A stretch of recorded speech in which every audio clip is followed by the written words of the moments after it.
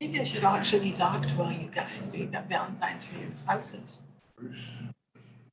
Just, On the other hand, it's quite possible most of us have already done oh, You're not married to the one I'm married to.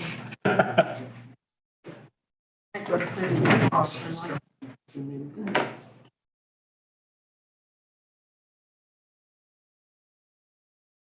okay, there we go. Good. Yes.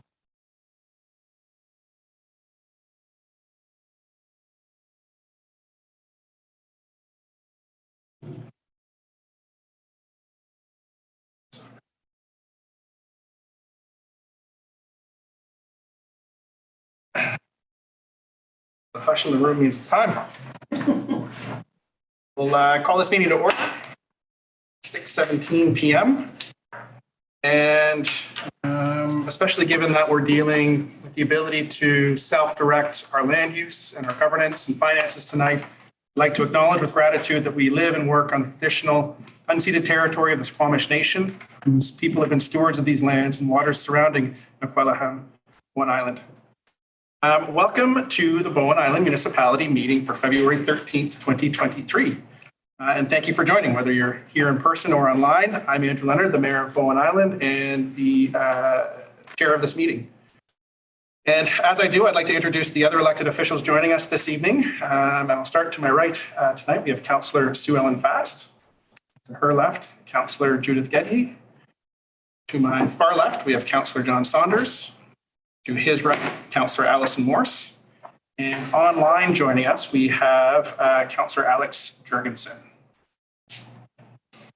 We're also joined by members of our professional staff tonight, including our Chief Financial Officer, Kristen Watson, who's filling in for our Chief Administrative Officer, and to my left, our Corporate Officer, Sophie Insigna, as well as other members of our staff will be presenting, making presentations this evening. This meeting is being recorded.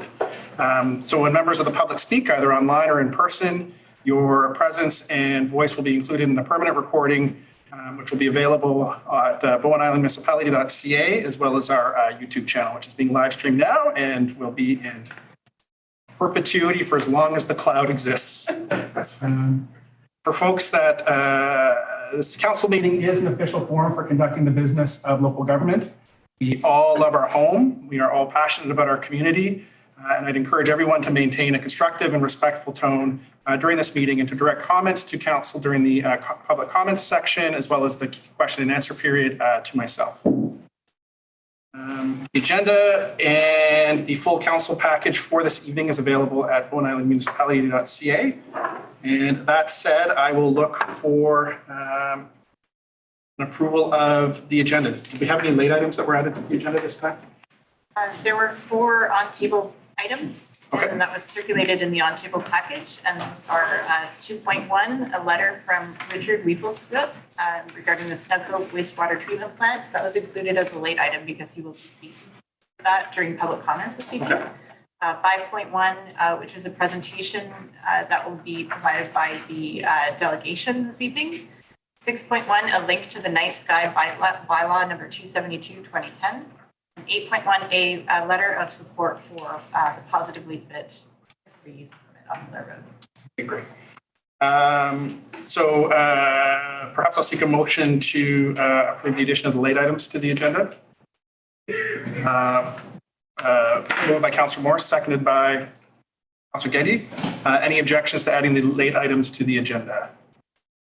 Seeing none, we'll add the late items to the agenda, and then moving on to 1.1, approval of the agenda. I have a motion to approve the agenda. So moved by Councillor Geddy, seconded by Councillor Saunders. Discussion? Discussion, yep. Did we want to add something to the agenda about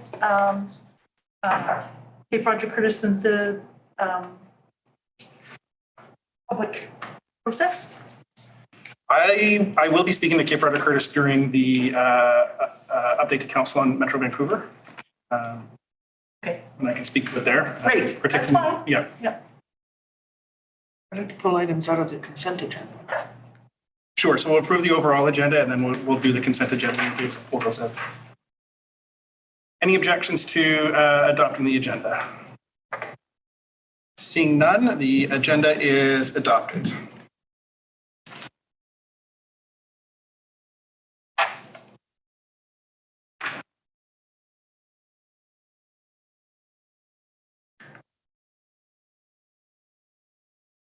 Item 2, moving on to public comments. How many public comments do we have this evening? We have 4 this evening. Public comments, so we can do 3 minutes each.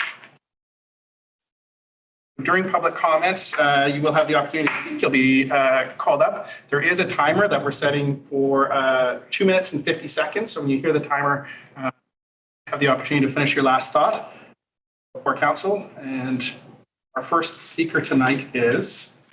Richard Riefelsbud, who's joining us on Zoom. Okay, Mr. Riefelsbud. Hi, good evening, Bowen Island from Nanaimo. We're having a terrible storm brewing here right now. I don't know what is over there, but if the power fails, it's because of that. So I am speaking tonight a little bit about the investigation of the Office of the Ombudsperson and the findings of that investigation, which were only recently published for the public. And the idea basically is that the Ombudsperson concluded that the municipality has been operating in violation of the Snug Cove wastewater treatment plant establishment bylaw ever since the funding model for the fixes for that plant were decided. Is there a problem? Oh, we can still hear you loud and clear. Okay, good. So at that time, about a year ago, Bowen Island residents were very local about the discrepancies between the establishment bylaw and the chosen funding method. And even, I think it was CFO Kristen Watson who tabled an amendment proposal to change the establishment bylaw by suggesting removing the word solely and declaring the treatment plant an asset of island-wide strategic significance. So, but still the municipality.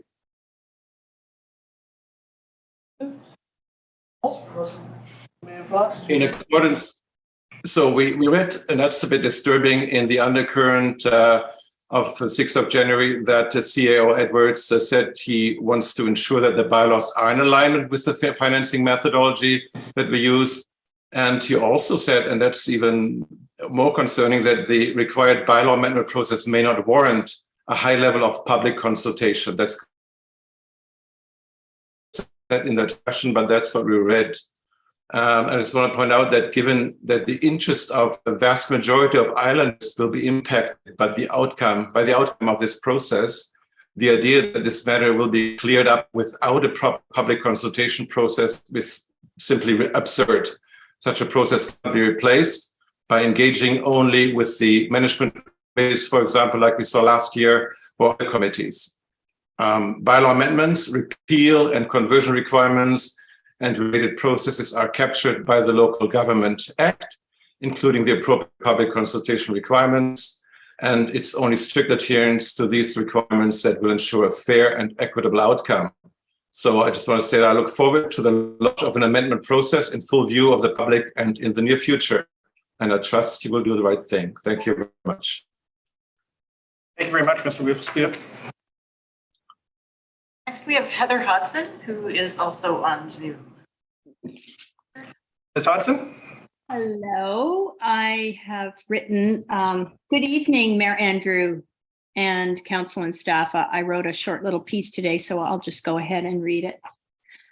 The results of our municipal Bowen election last October clearly showed that the citizens of Bowen Island wanted a change in the way the municipality was making critical decisions about municipal government and how money was being spent. We voted for transparency and for a seat at the table. Yet in 2022, it appears that critical financial decisions surrounding the Snug Cove wastewater treatment plant were being evaluated by staff and council, largely without public input. And as it turns out, and with legal advice, in contravention of our own municipal bylaws. I'd like to take this opportunity to thank Brad Hawthorne for taking the time to bring this issue to the public forefront, as this is a topic that deserves our close attention now and in the future. Because his decision has resulted in significant financial consequences for all Bowen taxpayers, I feel it is very important to begin a thorough review and with a serious level of consultation by the mayor and council, and not, as has been already previously suggested, by retroactively amending our existing bylaws after the horse is out of the barn. Citizens of Bowen justifiably deserve and expect major decisions made on our behalf to be transparent and fair to all. Thank you. You're welcome, Ms. Hudson. Thank you. And just because we can respond materially to both of those comments, Council did direct staff to seek legal advice on the Snug Cove issue, and the letters have been read and listened to, the comments have been read and listened to, and we did just receive legal advice in closed meeting tonight and did make the release of a resolution to the public, which will be forthcoming in an email, but it does direct staff to begin to prepare to do some policy work on funding for initiatives like this and initiatives that might be constituted to be in the interest of the whole island. So the idea is to provide some clarity as to when these decisions are being made, what is the formula, what does it look like, what is the strategic importance, and then also harmonizing that with the bylaw. So you will be seeing that released from closed council in the coming days, so pay attention to your emails. If you haven't signed up already at bowenislandmunicipality.ca, please sign up to our email list. But council has heard you, and we are moving to do both policy work and bylaw work on the Snug Cove system. Thank you for the comments. Margaret Underhill?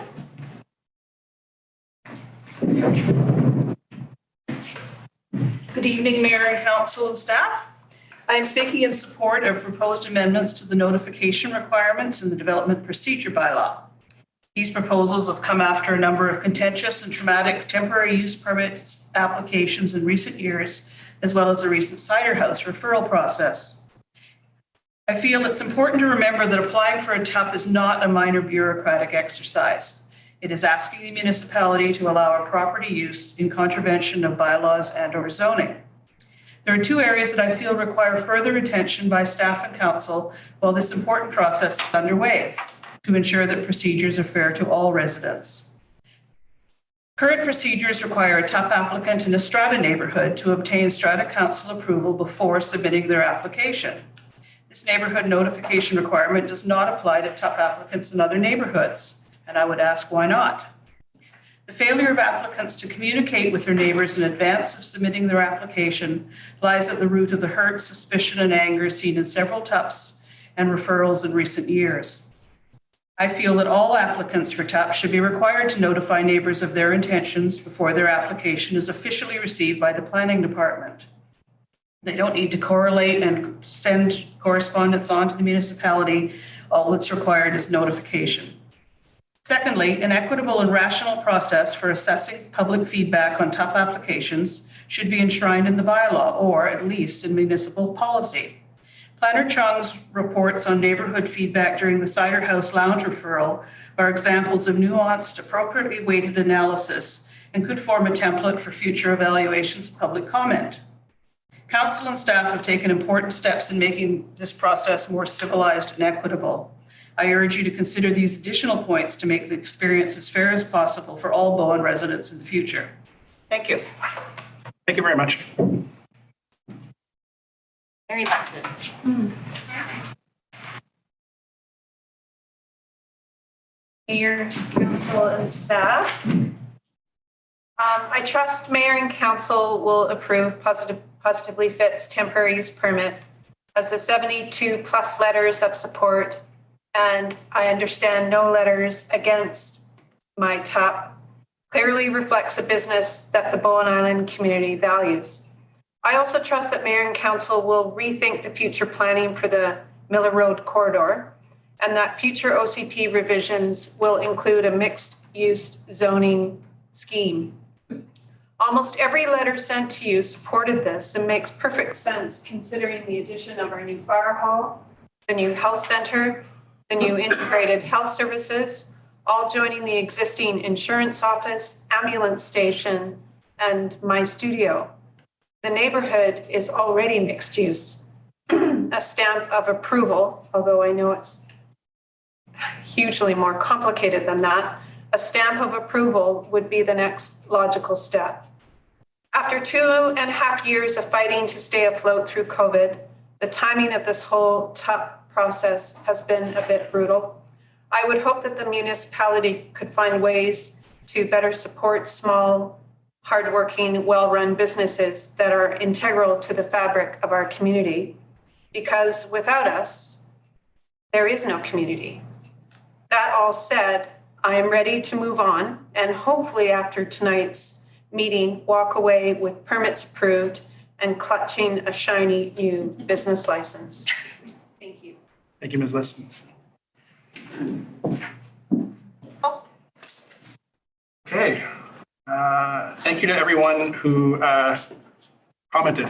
Engagement and participation is the lifeblood of local governance, and I just appreciate everybody that showed up here tonight. Moving on to item 3, the consent agenda. Are there councillors who would like to pull items from the consent agenda this evening? Councillor Getty? Yes, please. Item 3.4, which is a report from the CEDC, just for one very brief comment. And similarly, item 3.6, which is a report from the Trails and Greenways Advisory Committee, again for a very brief comment. And then I've got 2 of the letters from the information that we've done. What numbers were there? So that would be 12.3 and 12.4. 12.6 and 12.8, sorry, and 12.15. 12.6, 12.15. So I have 3.4, 3.6, 12.6, and 12.15. And 12.8. 12.8. 12.8 has a motion. Okay, any other councillors who would like to pull items from the consent agenda this evening? Seeing none, I'll seek a motion to adopt the consent agenda, please. So moved by Councillor Saunders, seconded by Councillor Geddy. Any discussion on the consent agenda? Seeing none, I'll call the question. All in favor of adopting the consent agenda, raise your hand and say aye. Aye. Motion carries unanimously. Consent agenda is adopted. So we will start with the pulled items at 3.4, which are the minutes of the Community Economic Development Committee meeting held December 13th, 2022. Councillor Geddy for comment. There's a mention in that of something to do with seminars about donut economy and how that is something that that committee appears to be interested in, is getting some education about. Had somebody, or was thinking of trying to get somebody to come and speak to them and give a seminar. And I'm wondering if that, I've just been appointed as a member of the Finance Committee, so I'm wondering if there could be a link between whatever this group is finding out about that kind of economy. They're suggesting that we ultimately are going to want to consider it for future OCP discussions, and whether or not that can be linked up somehow with the Finance Committee. Councillor Morse? Unfortunately, I was listed as being in attendance at that meeting and I wasn't, so I can't help with what the discussion was. Great.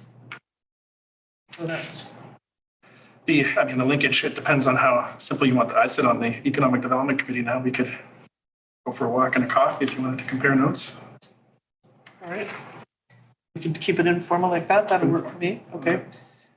The other one was Before we move on, we do need a motion to receive those minutes. motion to receive. With the correction that Councillor Morse made. Oh, yes. Need a motion to correct things. Councillor Morse was Well, not. we can't correct another committee's minutes. And Yeah. I have already told this committee clerk that I wasn't Okay, there, so. all right. Okay, fantastic. So motion to receive from Councillor Geddy, seconded by Councillor Fast. Any discussion? Seeing none, all in favor, raise your hand, say aye. Currently Aye. unmuted. Chris CM Aye. has tilde to hand blue. It carries unanimously. Item 3.6, minutes of the Parks, Trails and Greenways Advisory Committee meeting held January 17th, 2023. Councillor Geddy. I think it's the same, possibly the same informal resolution. There was a mention in those minutes that this is the beach volleyball people wanting to find a location for that activity. And one of the one of the ideas suggested in the minutes was that a part of Davies Orchard be considered in terms of the whatever upgrading their renovations they're doing there. And I was a little bit surprised that it didn't get referred to the Heritage Commission, didn't get discussed with council. I understand that it would be coming to council. Councillor Fast is on that committee, and she has advised me that if there were any suggestions, that it would be coming to council. So it's just receiving this for information to keep an eye on it. Did you have a response, Councillor Fast? Sure, just to mention, it was me that brought up Davies Orchard as a possible site to look at in the walkabout that we were scheduling. Oh. And since we were walking around the Cove area, and then we did have the walkabout, and the photos that I took and the comments, that Carlos Skuse, our staff person, has put together a little presentation that'll be on the next Parks, Trails and Greenways Advisory Committee meeting. And if there are recommendations that come forward from that have anything to do with Davies Orchard, then they'll come to council and council can refer them to the Heritage Commission. I think it's a good idea to be involving the Heritage Commission whenever we're talking about a heritage site. Thank you. Mission accomplished. Okay. Motion to receive the minutes, the Parks, Trails and Greenways Advisory Committee. So moved by Councillor Geddes, seconded by Councillor Fast. Any discussion on the motion? Seeing none, all in favor, raise your hand, say aye. Chrissy Aye. M. plus 2 and Lou. Carries unanimously. Moving on to item 12.6, which is a letter from our MP Patrick Weiler regarding the second capital intake of the Rural Transit Solutions Fund, the RTSF, dated January 25th. Brief comment, and if we can refer this to the Transportation Committee. Because it sounds like it's an upcoming, usually we get these letters and the seminars are long over by the time they get onto our agenda, but there's some coming up that we can get to. So it would be helpful. Fund is available for some rural transportation. Okay. So it sounds like a motion to receive and refer to Transportation Advisory Committee. Thank you, yes. Good wording. So moved by Councillor Geddes, seconded by Councillor Fast. Any discussion on the motion? Seeing none, all in favor, raise your hand, say aye. Chrissy Aye. and Lou. Carries unanimously. I'll move in numerical order, 12.8, the Metro Vancouver Regional Parks update on Davies Orchard revitalization. So, motion to receive and refer this one. This was a letter that came from Metro after I raised all the fencing had gone up in Davies Orchard, and it appeared that the work was imminent. And we asked questions in terms of whether or not that had been referred to the Heritage Commission. And there were discussions between, as I understand it, between our CAO and possibly the letter writer from Metro. And this letter is a result of the questions that were raised.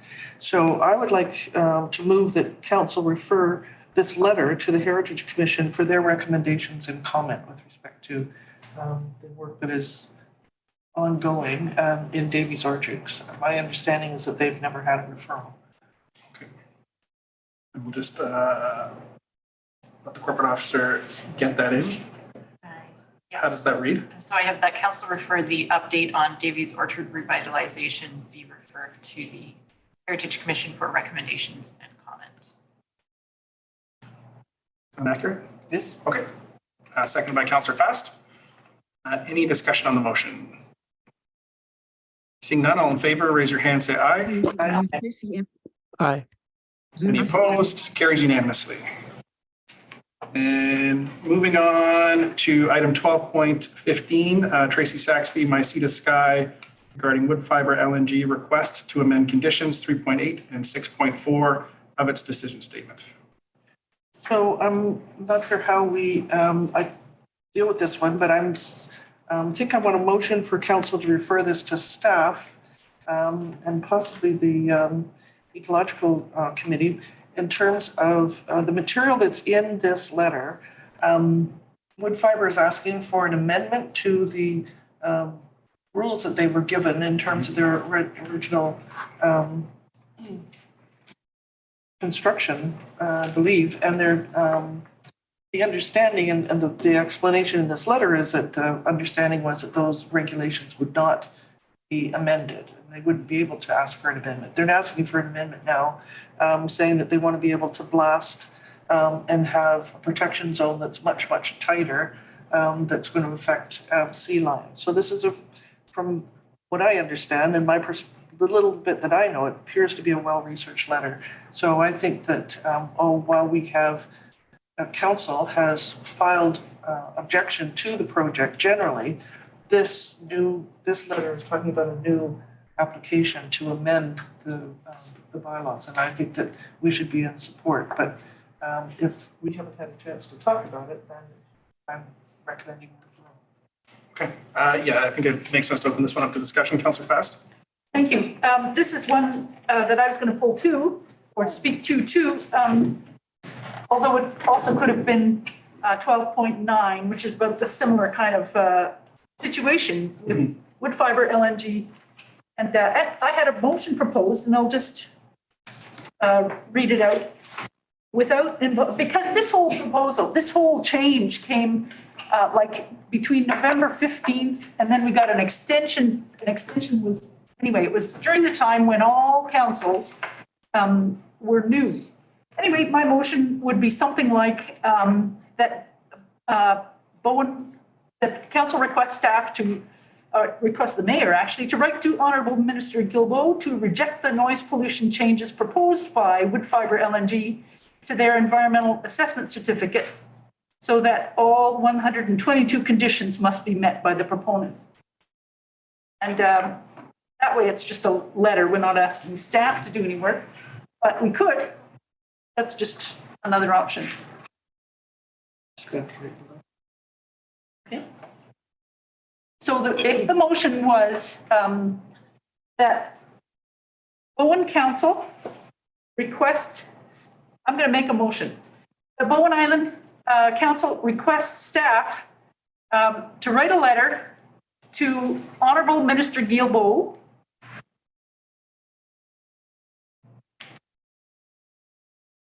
requesting him to reject the noise pollution changes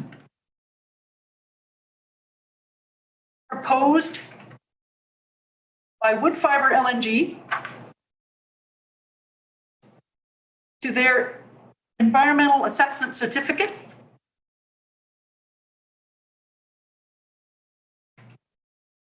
so that all 122 conditions must be met by the proponent.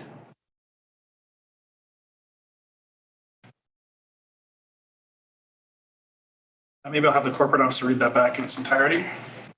The council requests the staff to write a letter to Honourable Minister Guilbeault requesting him to reject the noise pollution changes proposed by wood fiber LNG to their environmental assessment certificate so that all 122 conditions must be met by the proponent. So we have a motion. Is there a seconder? Seconded by Councillor Getty. Any discussion on the motion?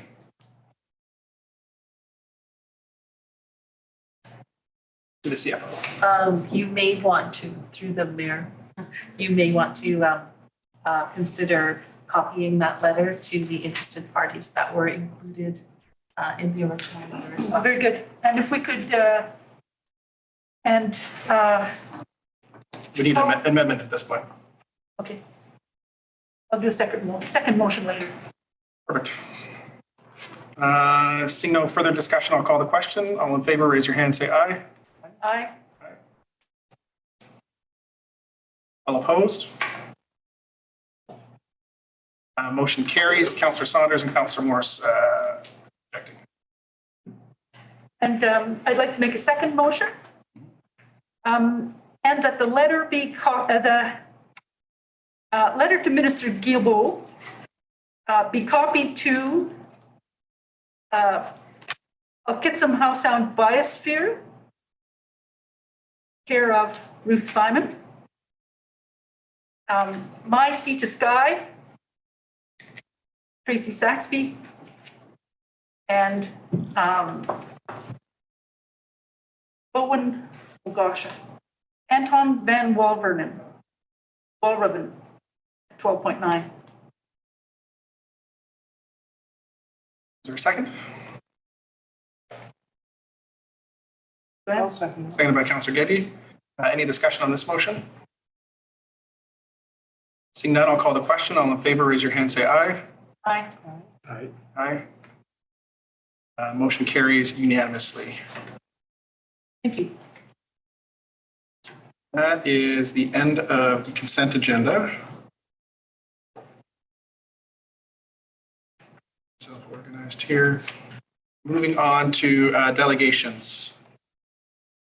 5.1, we have Lori, French pronunciation would be Dagencourt, Canning, regarding the decision-making framework for making ethical organizational community decisions. Okay, that was pretty close. So thank you very much. Thank you, everybody, too, for giving me the opportunity to speak today. Just to provide some context here, my background is in healthcare ethics. I'm a trained healthcare ethicist.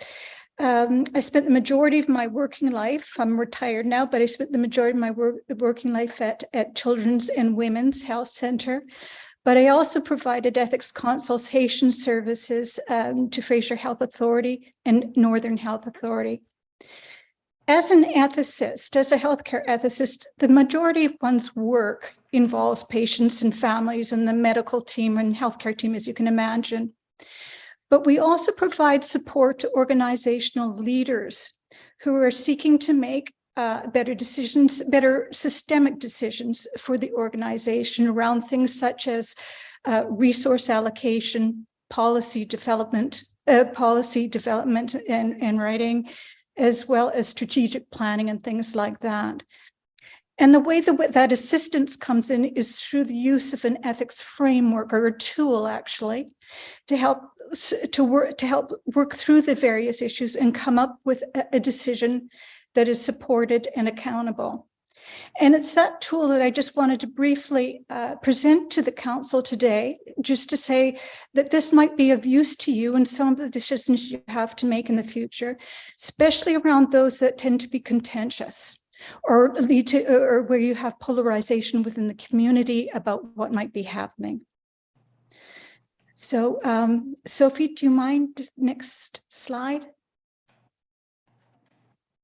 Just to begin with, I respectfully acknowledge that I live and work on Nixlaxum, the ancestral, unceded and traditional territory of the Squamish Nation. So we recognize, whether it's in healthcare organizations or within political systems, leaders seek generally to make good decisions. And we think a decision is good if it effectively solves a problem. It's based on relevant, well-justified values. It's supported by facts, and by this I really mean by hard evidence.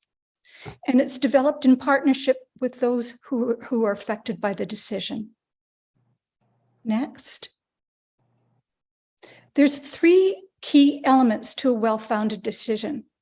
Those are, again, just to repeat, the facts, so evidence and data-driven decisions, values, and by values, I'm referring to what matters most. So well considered and a justified understanding of what's important.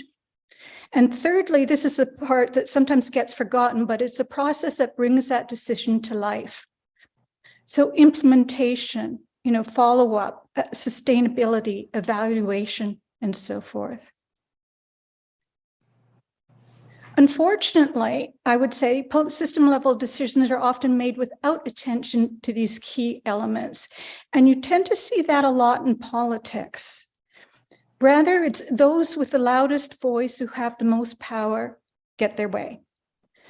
Quality of deliberations is questionable. There seems to be little reflection or awareness of assumptions or biases that we can bring to discussions. And everybody has them. It's the reflective part that's important here. There's frequently a confusion of facts, values, and beliefs. So beliefs are spoken in terms of being factual. There's lack of meaningful engagement with key stakeholders.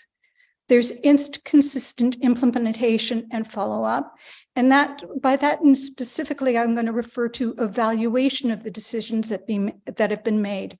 We can put policies into effect, but then we really don't know what happens to them, how good they are, until you evaluate them. And often need for downstream support is also ignored. And downstream support is supporting those who have to enact those policies or plans that you put into place. Next. So when we talk about communities, we think about, the system level decisions that are made. Overall, they're always linked to your strategic plans and to goals. And every strategic plan or goal is intrinsically about values. The values that the community or what the decision makers value most in those strategic plans. Communities, municipalities, governments tend to try to do the most good, obviously, by maximizing benefit and sustainability. And those usually occur along the social, economic, and environmental lenses. But even so, even though you've got these three primary realms of trying to do good, as you can imagine, as you obviously know, there can be conflict between the three. And this is where the system levels ethics decision-making tool comes into place. Next, please. So I just went back to the community island, the Bowen Island Community Plan of 2014, because I didn't find any values explicitly stated on the Bowen Island website. Those values to say that we make decisions according to these reasons. And so these are the 12 principles that came out of the community plan. I'm sure everybody here is quite familiar with them. When I reread them, it was striking to me how much tension and weight actually was being placed on environmental concerns in the community plan. Next, I just finish out, showing what these principles are. And then next again, thank you, Sophie. So what I tried to do is draw values from those community plans.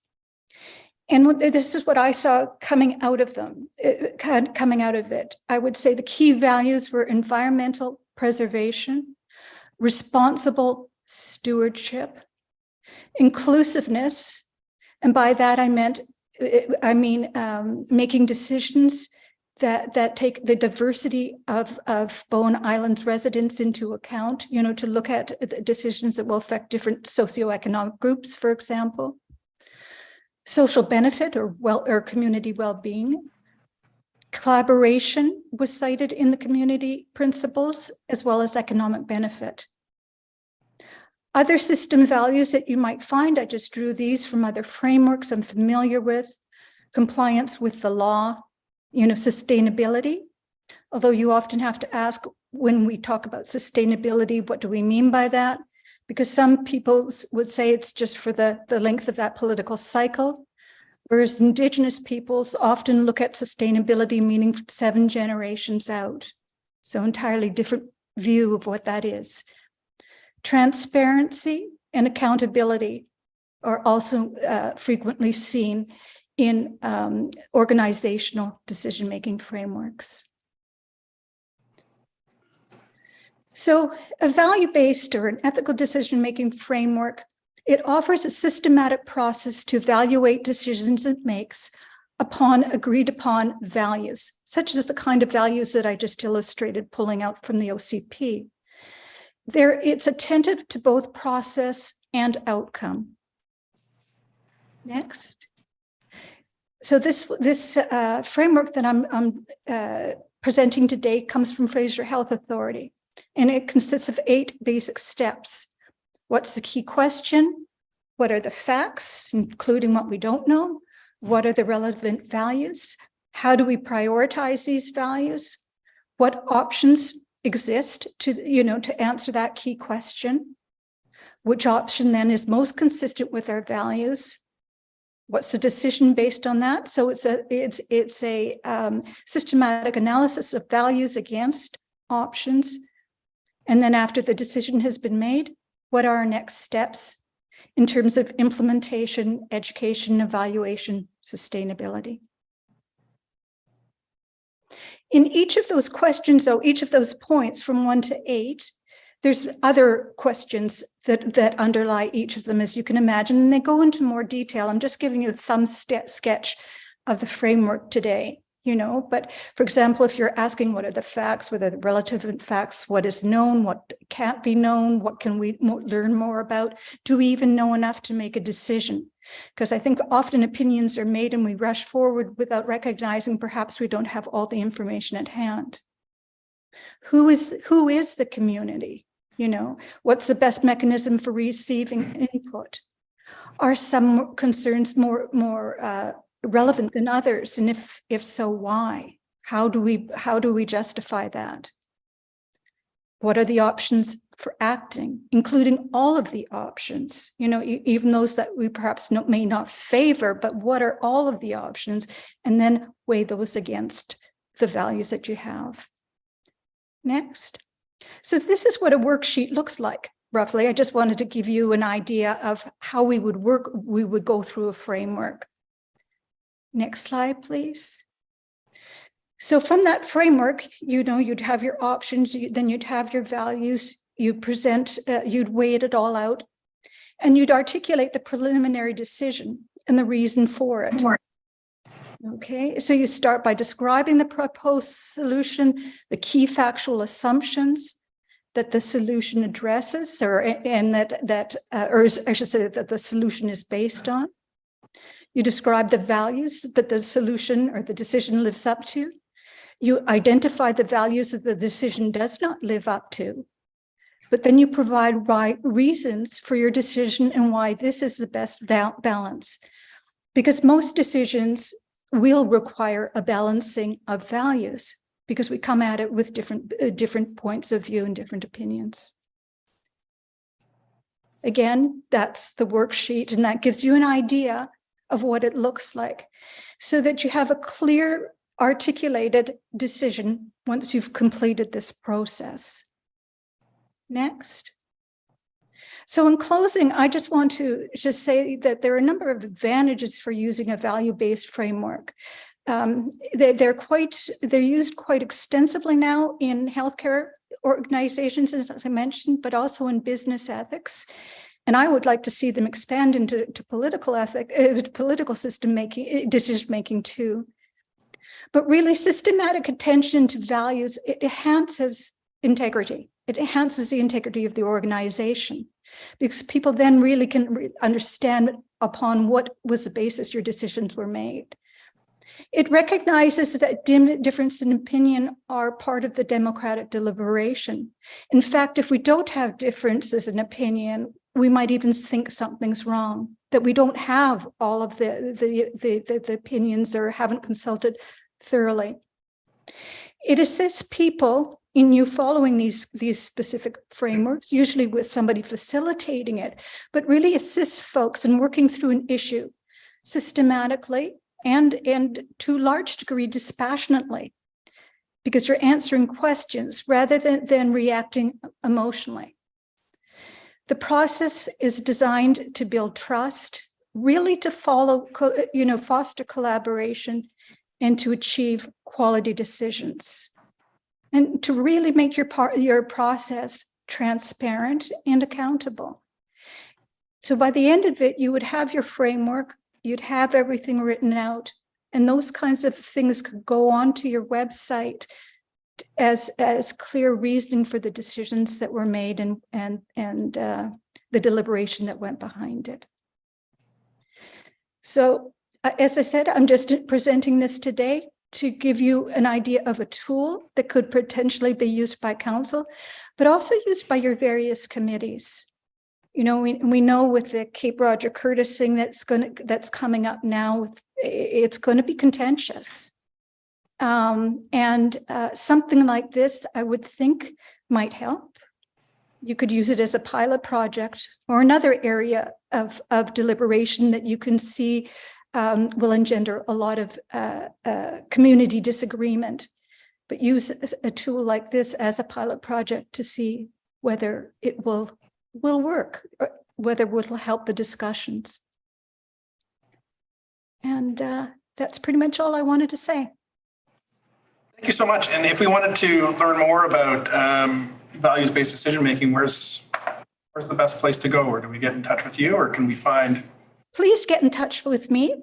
I would be very happy to refer you to various resources, as well as, talk to committees and whatnot directly about these kinds of tools. Thank you so much. Thank you for spending your time with us on a Monday night. It's very interesting. Thank you. Well, thank you for having me.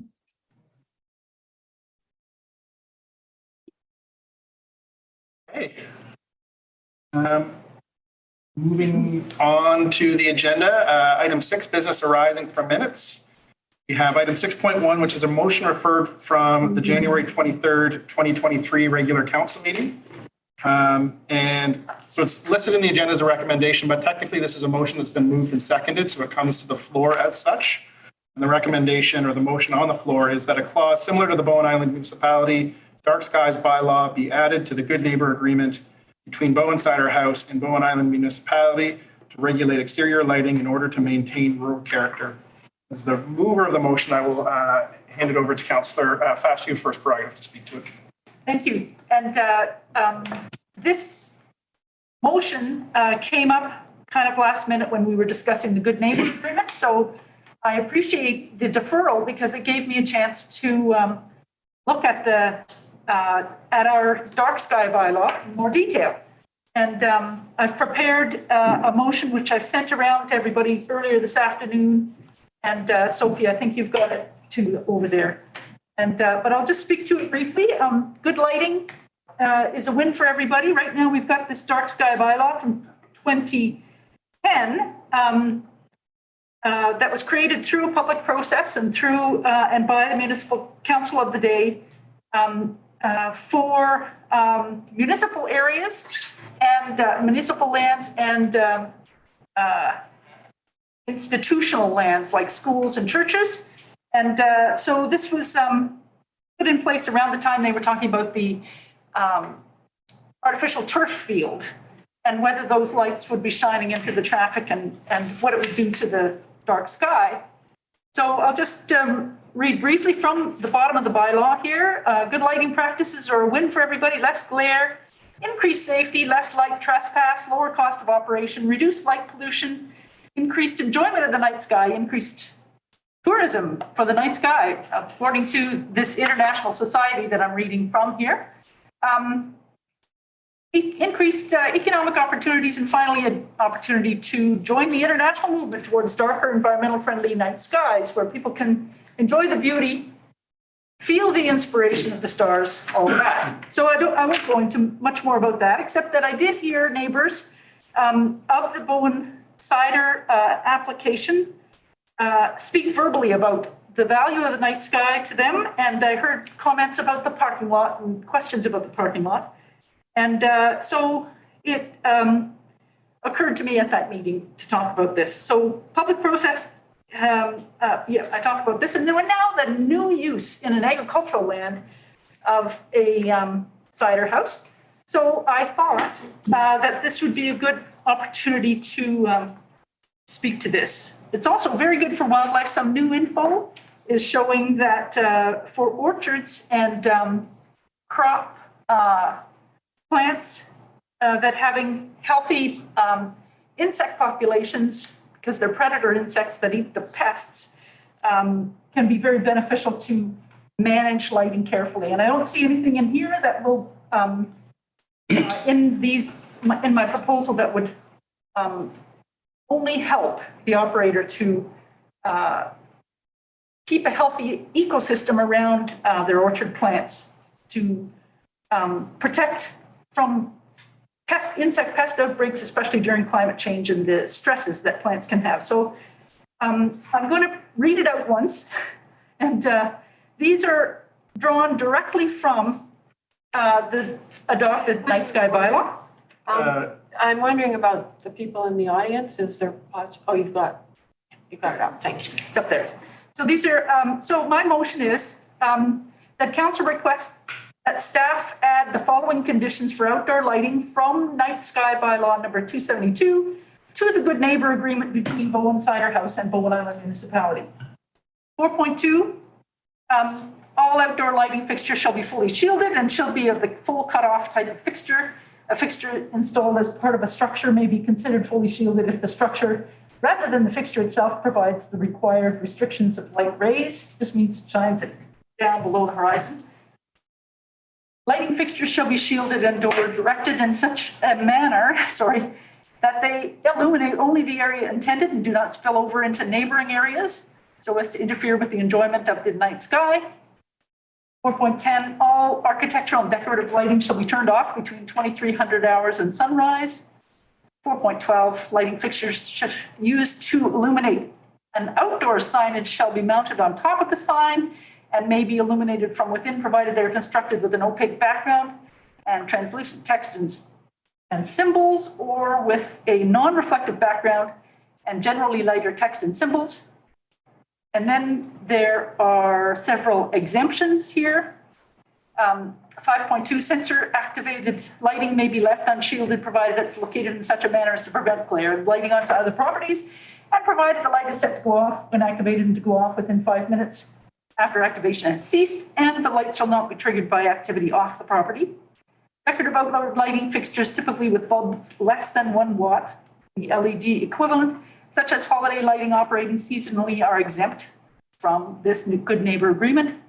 And temporary use of outdoor lighting utilizing only fossil fuels, including torches, luminaries, lanterns, and open flame devices are exempt from this Good Neighbor agreement. End. Okay. So these are all just drawn directly from our existing night sky bylaw. That's my motion. Technically, this is a motion to strike the original and amend it to replace, correct? Replace. Okay. Yeah. Seconder for the motion? Seconded by Councillor Saunders. Discussion on the amended motion. Councillor Morse.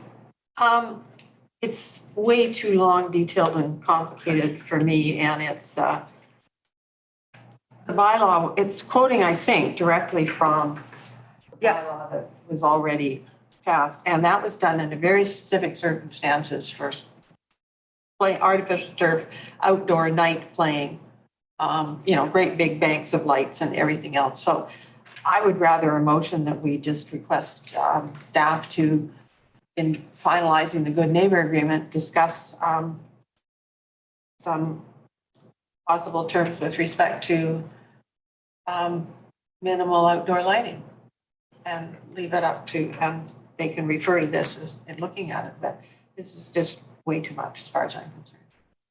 Councillor Morse, Councillor Saunders. I wouldn't disagree that it's wordy at this point. I've been fairly involved in looking at light pollution bylaws in various parts of Canada and the US. And there's nothing in this that's particularly onerous on the operator here, which is the reason I'm happy to support it. But I would agree with Councillor Morse that, I'm not even sure it's necessary at this point, because what we're essentially doing is saying we're moving to enact the bylaw that's already there, I guess. And so, if we're going to go that route, I'm happy to support it because it's not onerous on the business owner in this case. I looked at the definitions in the bylaw and they're consistent with what the goal ultimately is here. Thank you, Councillor Saunders. Councillor Giddey? If it's an agreement, the Good Neighbor Agreement is between the municipality and the proprietor. And we've been going through all of these processes in terms of having public input and getting their feedback and everything. Is this imposing something on the proprietor that we haven't discussed with him yet? Sounds like a question that I will perhaps refer to staff. Manager of Planning. To the chair, I don't know if it's been discussed with the applicant. The applicant was at the meeting, the last council meeting when Councillor Strongfast raised the issue. I don't know beyond that. Anything further, Councillor? Can we amend the motion to request staff to negotiate or to have a discussion with the proprietor in terms of including this? I mean, we could ask first. I mean, we do ultimately have the power to require. But I think that what we've been trying to do is to set it up so that everybody agrees. So I think if this is not part of, it hasn't been part of any of the discussions up until now. And I know I haven't gone out and talked to them about it, but you know, it seems to me that we need to give them at least a heads up. Councillor Fast. Sure, if I can just respond to a few of the comments. First, in terms of the length, I put it out like this so that everybody could see what it is. I'm totally happy if you want to say the following: outdoor lighting from night sky bylaw number 4.2, 4.3, 4.10, 4.20. If we want to list them out, that'd be fine. Secondly, right now, it's not zoned institutional or municipal. So Councillor Saunders, when you're saying it's already there, they wouldn't have to do the dark sky bylaw right now.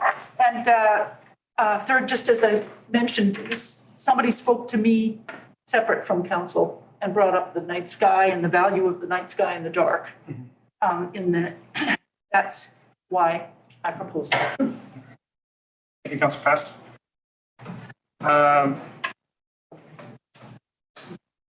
The only question from this seat to the manager of planning, I suppose, is are other businesses on the island regulated by Dark Skies bylaw like this, or is this conferring something new and extraordinary on a single new business? To the chair, the night sky bylaw relates just to municipal or institutional uses. So it's not something that's generally expected of commercial uses. The development permit areas in Sun Cove for form and character have language around lighting. So we have, and as does, I think, the light industrial development permit area on lot 1 that, so we have made lighting requirements on some commercial businesses through the development permit process, but not generally the next time. Thank you, that's helpful. I will go to Councillor Morse. So, hating to put the planner on the spot, but the lighting regulations that are in the form and character for Snug Cove did they just comment on them, or are there actual some guidelines in there? And are they this extensive? Through the chair, they're definitely not this extensive. Like I remember discussions and not supporting things like fluorescent lighting on buildings.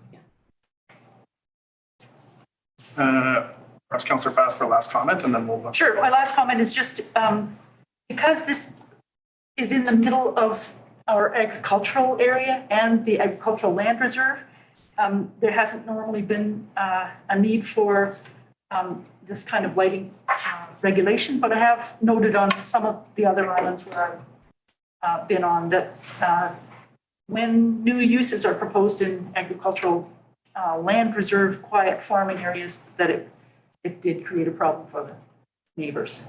But this was, I'm only bringing it forward because some neighbors spoke to me. So it's at the will of council. I followed through to pick out the pieces that would respond. Otherwise, they're all about street lights and recreational lights is what most of the bylaw is about. Okay, thank you. Things keep coming to my mind as I'm listening. I guess I can't support the motion as it's written because we're just directing that it be put in a good neighborhood agreement. And I don't think that's, there's no consultation, there's no discussion, there's no from. And is this, I think if we're going to put it in that particular piece of property, it should be expanded to the properties around. Because residential lighting can be just as bad or obnoxious as what you're trying to stop with this bylaw. Thank you. Okay. Do a motion to amend? Yes, you may certainly do a motion to amend. To request staff to discuss this proposed bylaw with the proponents and report back at the next meeting. So is that an addition or like a strike and replace? No, it's not to replace it, it's just to put something, to make to take an extra step in terms of the consultation. Defer and refer. defer it? And then refer it to staff to discuss it with them.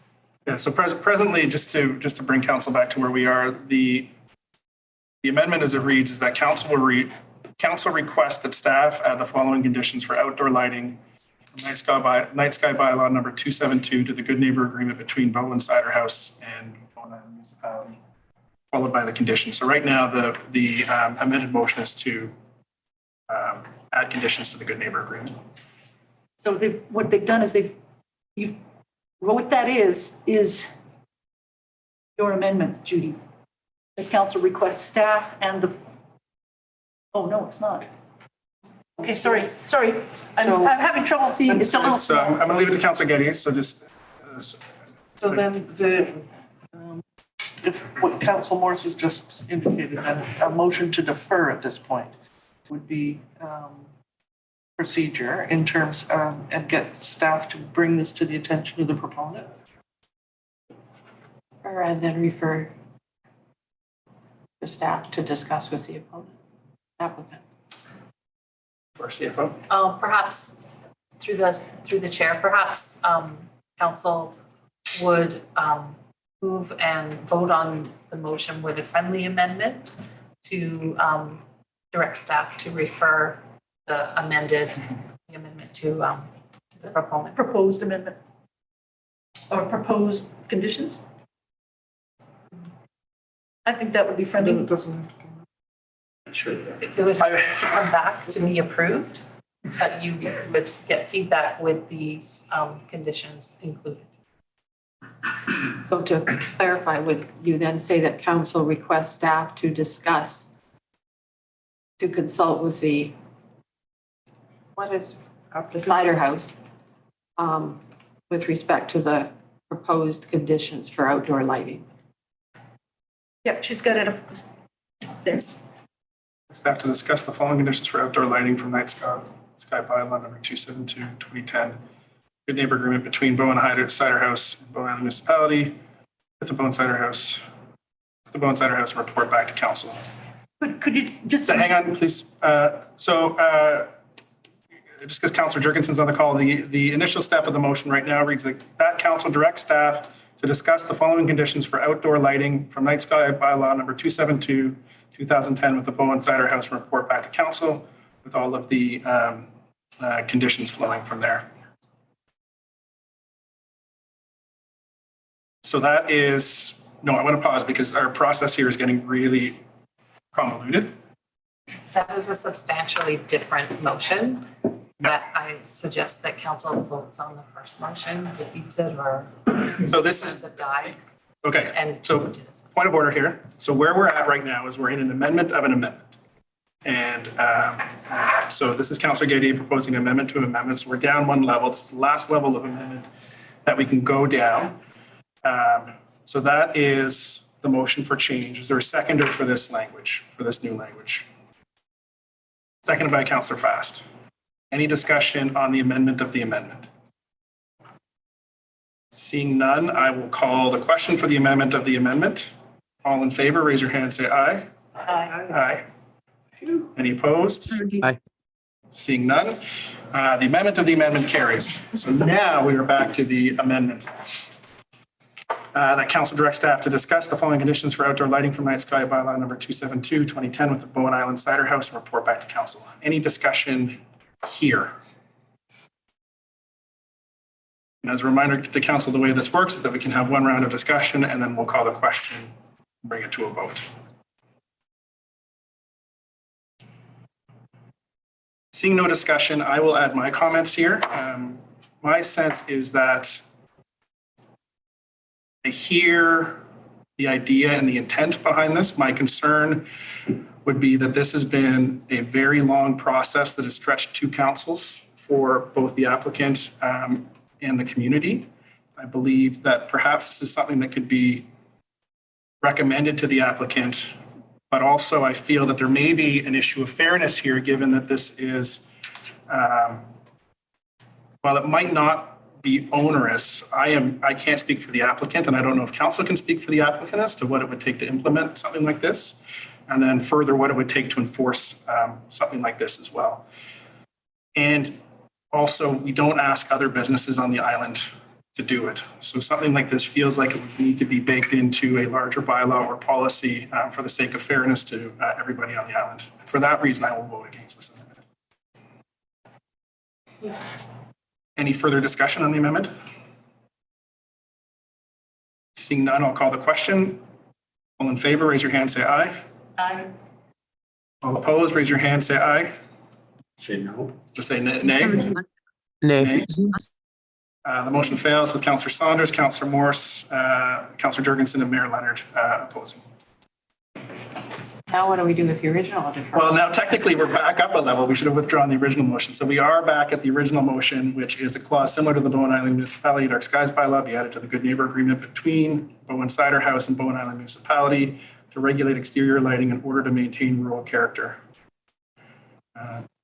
So is there specifically to this motion any discussion or calling the question? Councillor Jurgensen, is your hand up? currently on. Yes. I just wanted to add, I kind of echo what you had said, that I think this might be, we might want to look at this for a larger motion, a larger project in some other bylaw or policy. And definitely would support that. Space with application. Thank you, Councillor Jurgensen. Seeing no further discussion, I'll call the question. All in favor of the motion, raise your hand, say aye. Aye. All opposed, raise your hand, say nay. Nay. So motion fails technically because Councillor Jurgensen, which way did you vote? Currently unmuted. Sorry, I was going to ask, can that be repeated what the final motion was? Absolutely. So the final motion is that a clause, it's returning to the original motion that was on the agenda. That a clause similar to the Bowen Island Municipality Dark Skies bylaw be added to the Good Neighbor Agreement between Bowen Cider House and Bowen Island Municipality, regulate exterior lighting in order to maintain rural character. In that case, it would have been in opposition. So motion fails. Councillor Saunders, Councillor Morse, Councillor Jurgensen, and Mayor Leonard opposing. Moving on to item 7.1, a development procedure bylaw amendments. Daniel Martin, Manager of Planning and Development.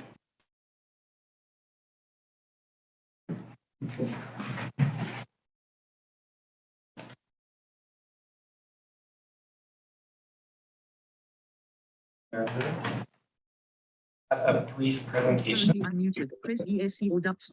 Space with you. for these amendment bylaws. So, Muted.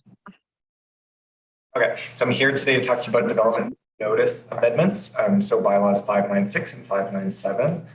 This topic was first introduced to council in the November 28th, 2022 regular council meeting.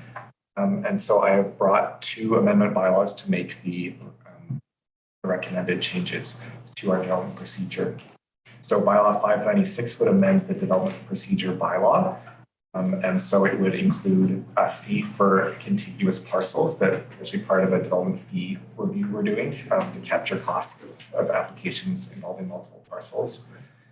It would require a mailing notice before an application is introduced to council. And what the bylaw currently drafts is, would be to send that notice 7 days before an application. And you'll see in the report an option for council to discuss to move that to 10 days before.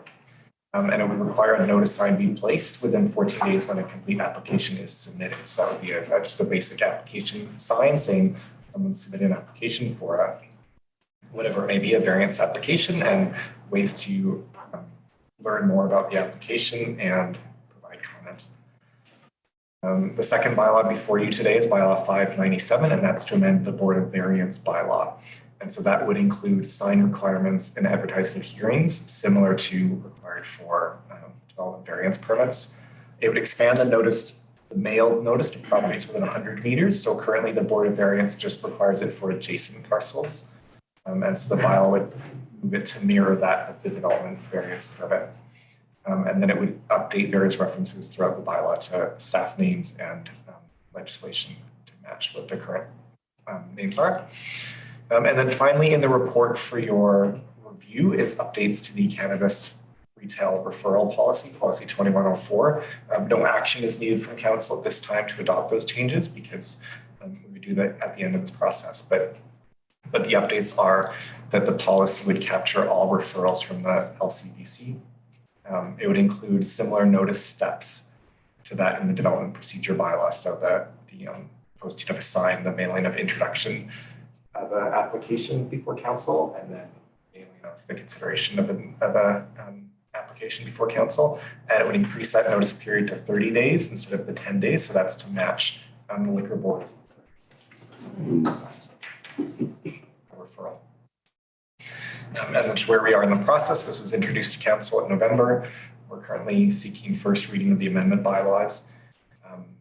So this would come back to council for second and third reading of the amendment bylaws. And I'll just point in terms of bylaw adoption, those can be combined based on council's preference or separated out to allow more time for council discussion. Before finally the bylaws would be adopted. And at that point, staff would seek adoption of the amended policy as well. So the recommendation before you tonight is to give first reading to bylaw 596 and first reading to bylaw 597. Thank you, Mr. Martin. Open the floor for questions to the planner. Any questions? Councilor Morse.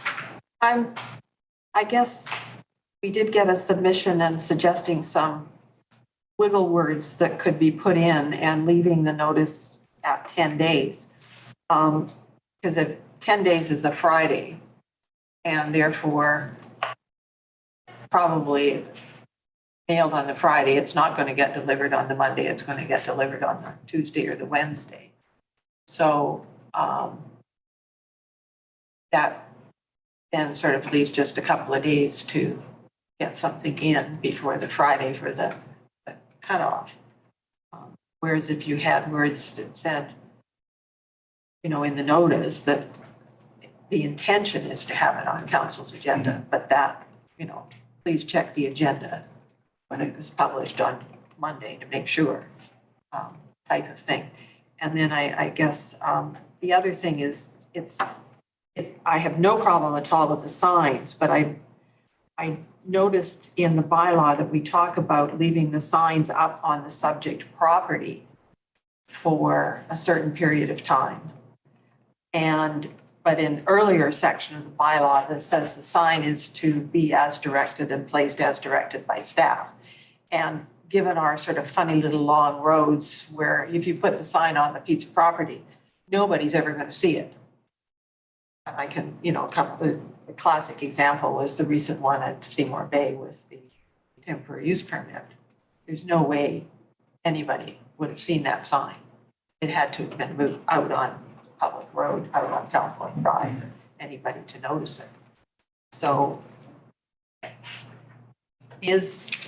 guess, could it be amended after first reading to clarify that? Because that section says on the property. So if you changed it to say as directed by staff to be placed or something, then you don't have the two conflicting. Through the chair, yes, I think it could be amended to match the other language about staff ability to direct locations. And then I guess it's just a couple of comments about the submission that was made. My understanding is that if a strata council opposes a bylaw, that doesn't mean that council won't, or variance application or building permit or whatever, doesn't mean that council won't hear it and see it and issue it. Through the chair, if somebody applies for a permit that council would consider, they have sort of the right to have council hear their application. So, you may see through your term applications come before you that staff don't support or that neighbors have written letters of opposition to, but the people have a right essentially to submit an application to have it heard by council.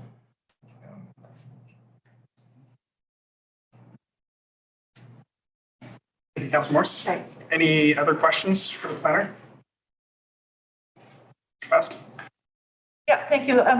Regarding the point that Councillor Morse made first about the notice be mailed a minimum of 10 days prior. Minimum of 7 days prior. Does that mean taking it to the post office and giving it to them? I'm just concerned about the Friday thing too, because things that you take to the mail on Friday. Or would staff figure that out and take them to the mail in time for the neighbor or for the resident to get it 7 days ahead? I think I'm seeing you've got no language in here about. I like the idea of more notice. For the reason that sometimes people don't check their mail every day, and if you didn't check it on Tuesday or Wednesday, you might have to be at work and you wouldn't be able to respond by the Friday deadline. So I'd like to move this amendment that staff have provided, if we think this way, on page 39 of 163 of our agenda. And it's partly because not everybody, especially these days, checks their mail every day because there's so much email and other kinds of, not often is there something in my mailbox. Okay, so I move that council direct staff to amend bylaw number 596, 2023 at section 2.2 to read 7.5, notices to be mailed a minimum of 10 days prior to an application being introduced to council and a minimum of 10 days prior to an application being considered by council. Thank you, Councillor Fast. I'll second that. Seconded by Councillor Morse. Any discussion on the motion? Seeing none, I'll call the question. All in favor of the motion, raise your hand, say aye. Aye. Aye. And blue. All opposed? Seeing none, motion carries unanimously. Thank you. So we've had a motion. I'm going to presume that questions are done. Is there there is still the... Would you like me to move the recommendation? Yes. I move that council read bylaw number 596, 2023, cited as Bowen Island Municipality Development Procedure Bylaw number 494, 2019, amendment bylaw number 596, 2023, as amended a first time. And that council read bylaw number 597, 2023, cited as Bowen Island Municipality Board of Variance bylaw number 274, 2010, amendment bylaw number 597, 2023 at first time. Seconded by Councillor Fast. Any discussion on the motion? The only discussion I have, and it's a point of information perhaps to the planner, I found that the both the letter attached to this item and then the public comment that we had earlier regarding the way that we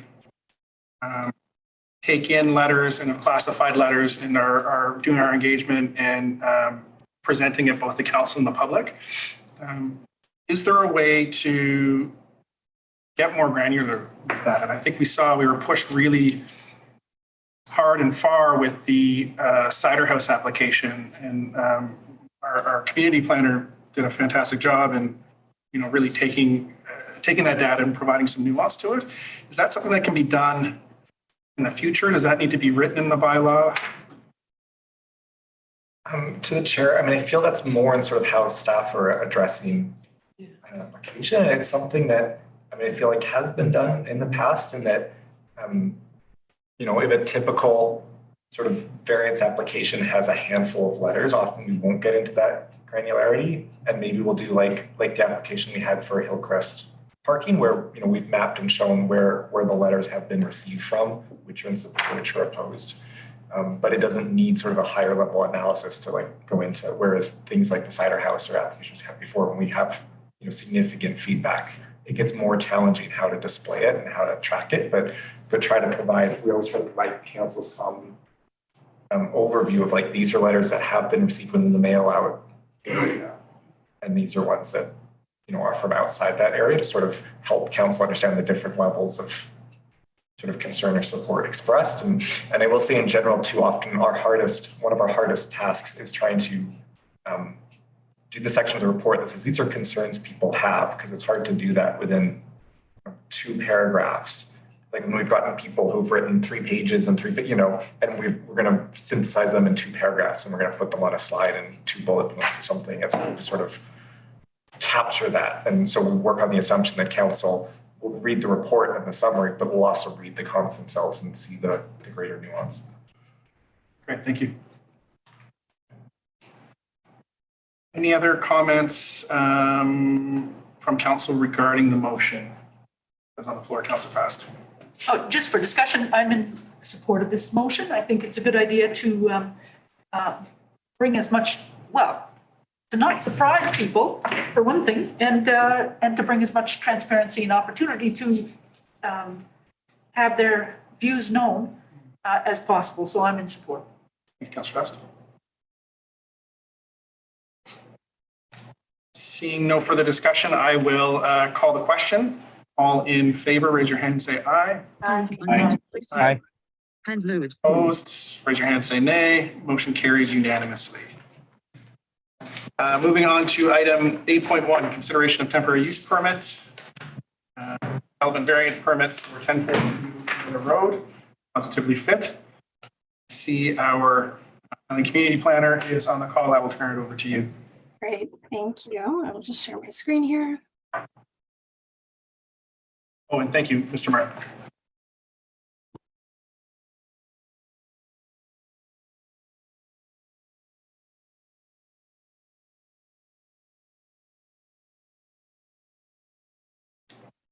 All right. Great, everyone can see my screen? Yep, okay. Yes, apologies. I nodded, but I realized you couldn't see me. That's okay, that's okay. So good evening, Mayor and Council. Tonight I'll be presenting on the TUP and DVP for Positively Fit located at 1042 Miller Road. And as for mayoral direction, the presentation will consist of a brief overview of the application in addition to where we are in terms of the consideration report and the public notice findings. And then I'll conclude with the recommendation.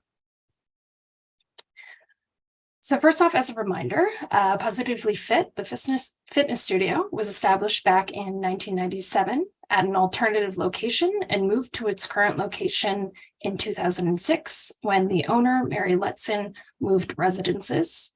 At this time, Positively Fit was operating under a home occupation use as per BIM's land use bylaw, given the owner was residing on the property.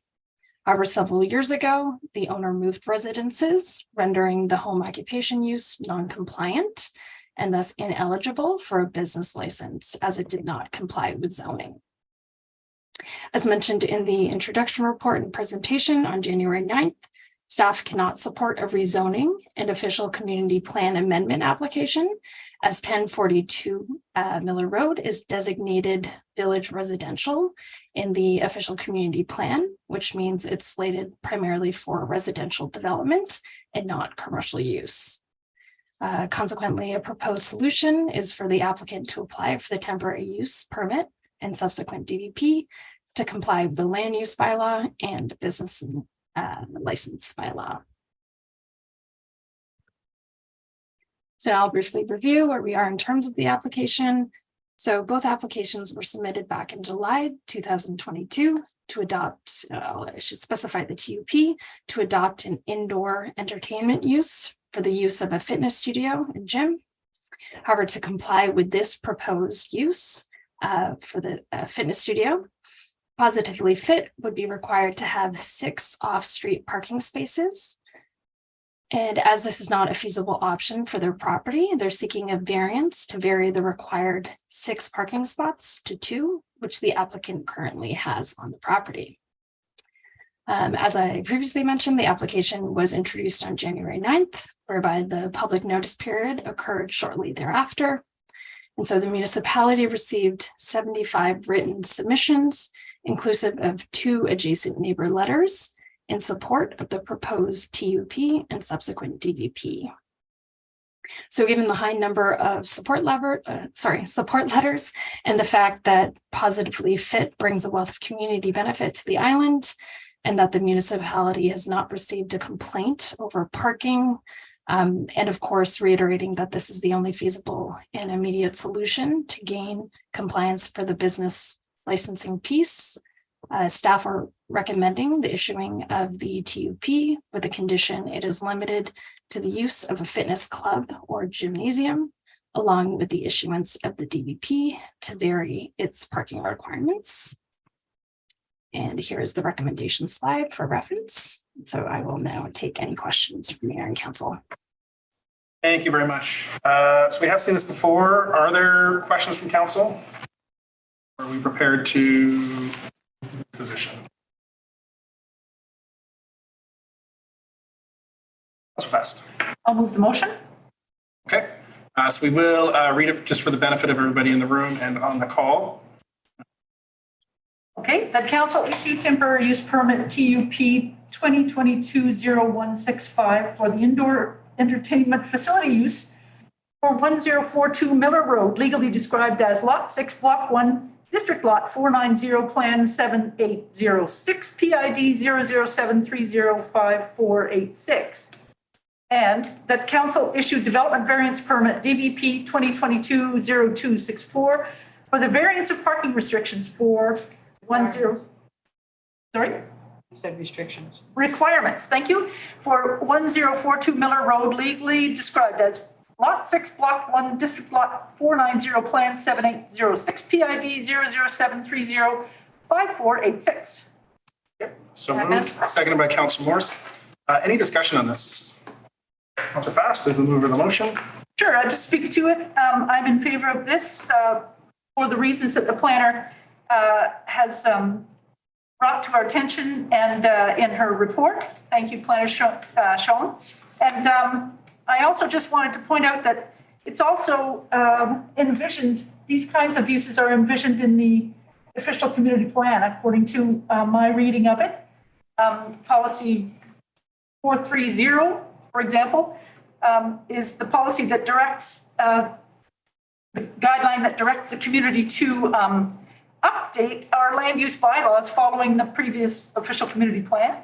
But that didn't happen really. And policy 95, policy 161, they refer to redevelopment of the lots west of Miller Road between Bowen Court and Bowen Island Trunk Road and between Miller Road and Bix, that kind of thing. So I'm in support.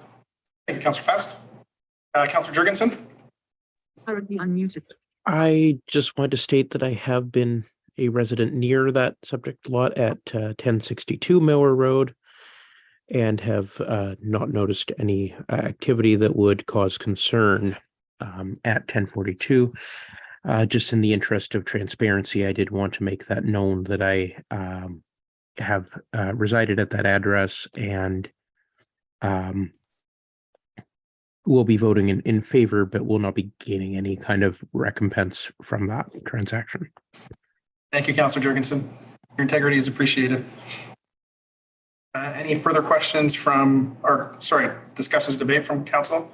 Councilor Gedde? I continue to have concerns about us using a TUP for this, and I don't know that there's any conditions that are attached in terms of, there was a comment by the senior planner that there'd be an expectation that a TUP would be renewed, and I'm not sure that that is ultimately the best solution for this. Everybody likes the people and everybody likes the business and everybody likes everything that's going on, but I think that it's a bit of a fallacy for us to be using a TUP in this situation. It's an ongoing business that everybody wants to be there, and we need to regularize it. I don't think we should be requiring the proponents to have to come back and come through our hoops for a TUP endlessly, with the expectation that it's going to be endless. Here. Thank you, Councilor Gedde. Well, I wasn't going to speak. I've been totally in favor of this all along. And just the way the legislation works and everything else, the TUP is the fastest, most expedient, and simplest way to get the business so that it fits within getting the business license. Doesn't prevent a rezoning happening down the road. So this is the fastest and most expedient and best for business to get this done now. So I'm totally in favor of let's vote on this. Thank you, Councilor Morse. Sorry, Councilor Jurgensen, is your hand still up or did you have an additional comment? Mute audio. I did have one additional comment. You may have your additional comment. Go ahead. Okay, I second what Councillor Morris has said. Like, I see this is the beginning of the road. Definitely hoping to have something in place before this, the proponent would have to come back for a further TUP. Hand low. Thank you, Councilor Jurgensen. I just, from this chair, I understand that it's taken a lot of patience to get to this place and that it's been an uncertain road. I apologize that it had to come in front of a new council as well. I'll split the difference here between my colleagues in that I do believe that temporary use permit is the fastest way to get this done. And second to that, it's an area that needs some analysis. I think there's, a different use in that area than maybe what was originally intended. And we've seen that in businesses that have other TUPs there. And it would be my hope that council revisits it and looks at what that strip of Miller looks like in terms of mixed use and what we want to do there ultimately, either through an official community plan or zoning. I'm very much in favor of taking classes in the facility. I've boxed with David a few times, so I appreciate what happens there. With that said, I'll call the question. So all in favor of the motion, raise your hand and say aye. Aye. Aye.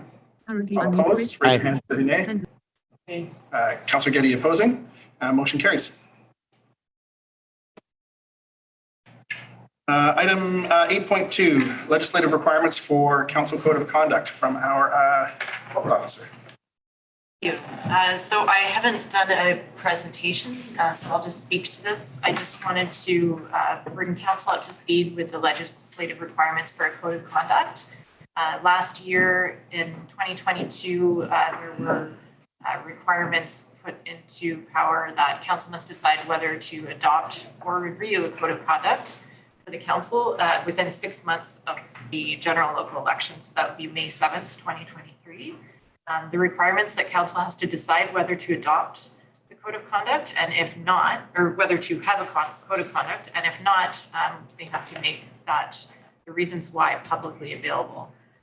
So the code of conduct is to be based on 4 principles that's in the direction. Those principles are included in your in the staff report provided to you. So essentially by this deadline, council needs to decide whether to establish, so this report was to seek direction on beginning that work. I realize now that my recommendation may have been presumptive. My recommendation was that council direct staff to prepare a code of conduct bylaw. But of course, this is a document that will be owned by council and should have input by council. So I just wanted to get the ball rolling on that recommendation. But council, of course, I do suggest that council have direct involvement in developing that code of conduct. Thank you. Sorry. Yes, go ahead. One more item in my report was just describing this education module. So there was a responsible conduct working group that was members of the UBCM, the Local Government Management Association, and the provincial government who developed an e-learning tool for elected officials. And it's actually quite good. I did it myself. It takes about an hour. And this is an online course that I can give you the access code for, and it just outlines those 4 principles of code of conduct. And it puts you in real life scenarios that you could be faced with as an elected official, and gives you a chance to learn about appropriate ways to respond to those issues and reflect on ethical behavior. So my recommendation is that each member of council complete that e-learning course. And I can give you the access code for that individually. Thank you.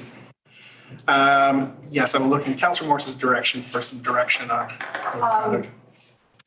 I totally agree we need a code of conduct, and there's others out there besides just Nanaimo. Squamish has one that's respected, and so I felt because it was our code of conduct that we should have some involvement in developing it. And so I drafted a new resolution. So it's got there. And I printed it so she can read it. Yes, so the recommendation that Councillor Moore suggested was that council commits to adopt a code of conduct and request staff report to a committee of the whole with a process to follow to develop the code of conduct. I'll move that. Moved by Councillor Morse. Second by Councillor Geddy. Any discussion on that motion? Councillor Fast?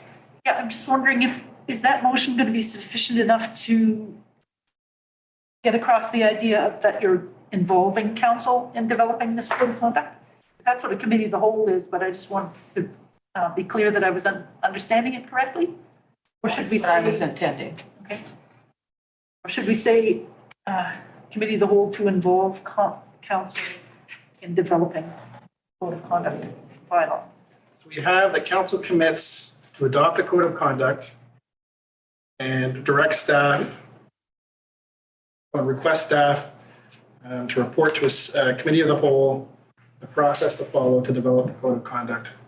I read it as that it comes back to us for process. Yeah, okay, add committee of the whole and yeah, okay, thank you.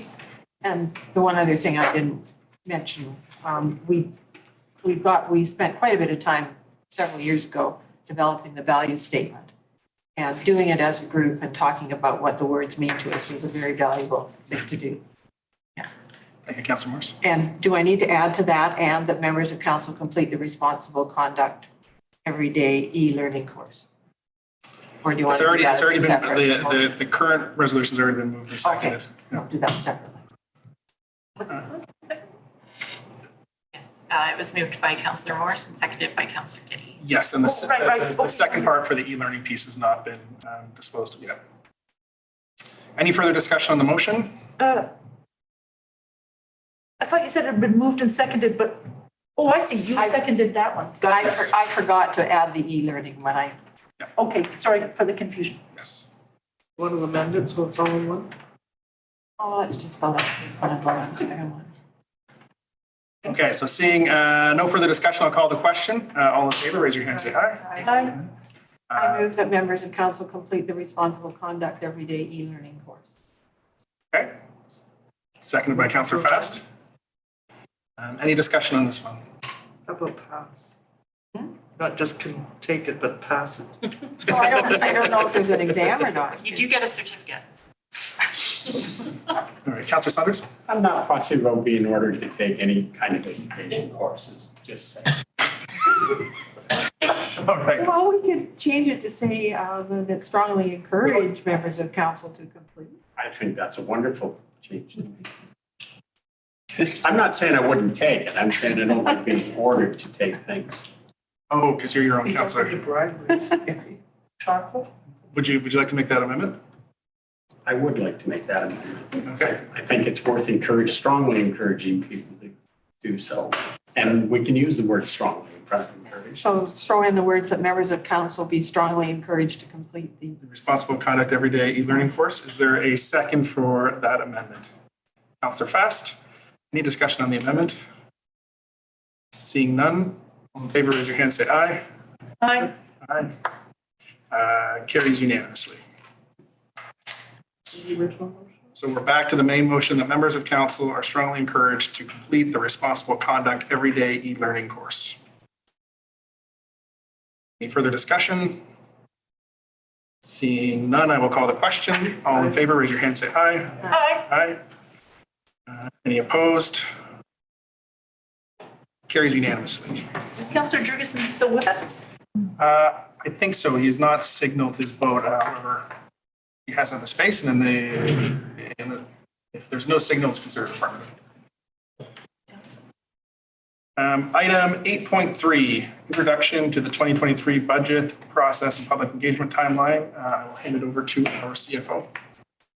Thank you, Mayor. Through the chair, I would just like to take this opportunity to communicate to council and to the members of the public what the expectation can be for development of the 2023 to 2027 financial plan.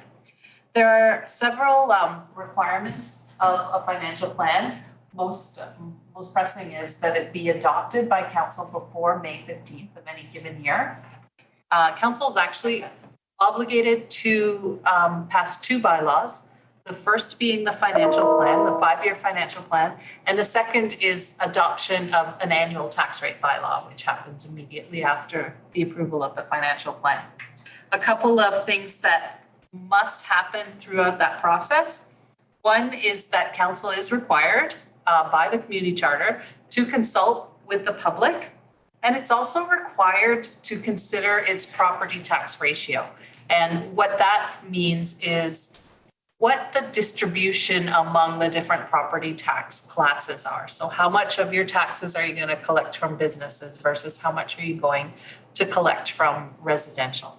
So council has never had a very fulsome review of its property tax ratio. It's maintained its ratio at a 1-to-1. So for every dollar collected from residential properties, they set the tax rate to be equal for businesses. So that is completely within the purview of council to establish those ratios. So I'm proposing this year that as part of the development process, that we set a meeting date for council to review the property tax ratio distribution and ensure that members of the public, stakeholders, business stakeholders are also made aware of that meeting where that information will be presented and council can ask questions and members of the public can ask questions about that. So the plan includes several presentations at regularly scheduled council meetings throughout the various stages of budget development. It doesn't propose that we hold an open house, a public open house budget consultation. We'll hold it by Zoom so that it's very accessible to anybody wherever they are so that they could attend or they could watch later. I would like it to be a very informal process where members of the public or council, anybody in attendance can ask questions or ask that something be more gone into in greater detail. We talked about the opportunity to consider the property tax ratio. And as well, there is a requirement to establish a parcel tax review panel. Now that meeting, it only, unless there's a new parcel tax adopted or proposed in a year, it's very likely that the parcel tax review panel will not need to sit. It's only there to hear a complaint from a property tax owner whose parcel has been newly added to a roll. So that is an infrequent occurrence. It typically only happens in the year that a parcel tax is established.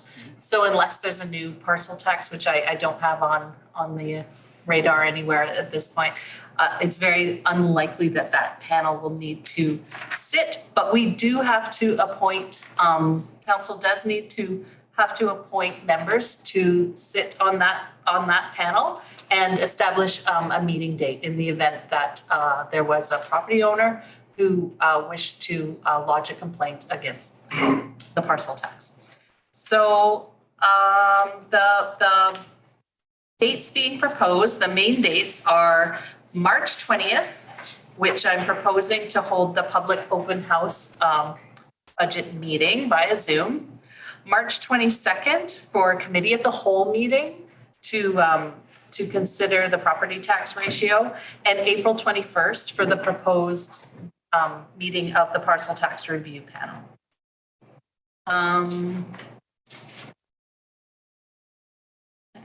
I think that's it. So I put together a couple of recommendations for consideration by council, which if those recommended resolutions are passed, that will set the stage for a communication process to begin. Starting tomorrow, we can work with our communications team to start getting those dates out and let the community know what the timeline and the process will be. Oh, also one final thing. There are a couple, there's enough space built in in order to add meetings. So in case, council wanted additional presentations or additional information about one of the budget topics, there's room in there to add a special council meeting, just provided that we give adequate notice and post that. Thank you. Councillor Morris. Is there any problem with doing the public open house in one of the weeks that's spring break? It is. It could be moved. Yeah, spring break starts on the 13th. Right, and it is through the week it's scheduled. I'm proposing it for the 20th. It could be moved to the following week, say the 28th, 29th, or 30th. I put it early there in case council wanted to add a second one. I don't know, I was just. Is that pushing your timeline? Nope, we could still consider it the open house, the public open house sometime during the week of the 27th to the 31st. Is the week of the 20th, is that actually spring break week, or is it the week before? No, that? it's 2 weeks. It's 2 weeks, 13th and 20th. Does he ever go to school? It's not like in my day. No, I know. Okay. You're dating yourself. Councillor Getty, then Councillor Fest. There's some discussion about the parcel tax review. And there's any recommendations for changes. So would that be something that would come up on the review panel? No, the review panel is very specific. Amendments to parcel tax bylaw saying, oh, the rate needs to go up or down. That happens without any sort of subject to any kind of appeal process. The parcel tax review panel is strictly about the legitimacy of a property owner's property that was added to the roll within the year. So it doesn't have anything to do with the amount or it's about should that property owner's property be on that tax roll. Councillor Fest. Thanks. I like the idea of this. I'm in support. And regarding the timing of the public Zoom, that usually happens in the evening, doesn't it? Typically, yeah. And so my question for those who've been parents more recently, would an evening during spring break week be better or worse? Does anybody have any input?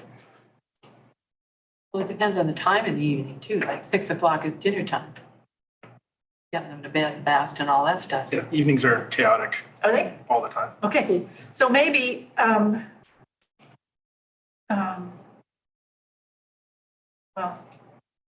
then I was just going to suggest, since it's on Zoom and it'll be recorded, that we think about how to best involve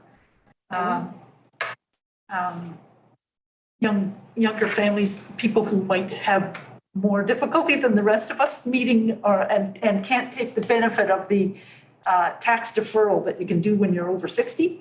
So just prioritize the needs of the younger folks. Sure. Through the mayor, council may want to consider an additional open house during the day of the second week, perhaps. I wondered if two might be better, because some people commute and they, I don't know.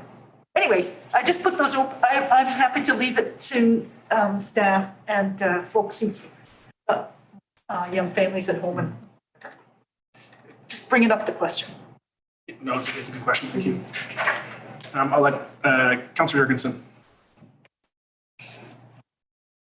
Currently, Hi, thank you. I just wanted to state that I'm willing to throw my name into the ring for the review panel if that's acceptable. Fantastic. We've got you, Councillor Wake, Councillor Saunders. Did you say Councillor Wake? I just named him because he's not here. Oh, currently,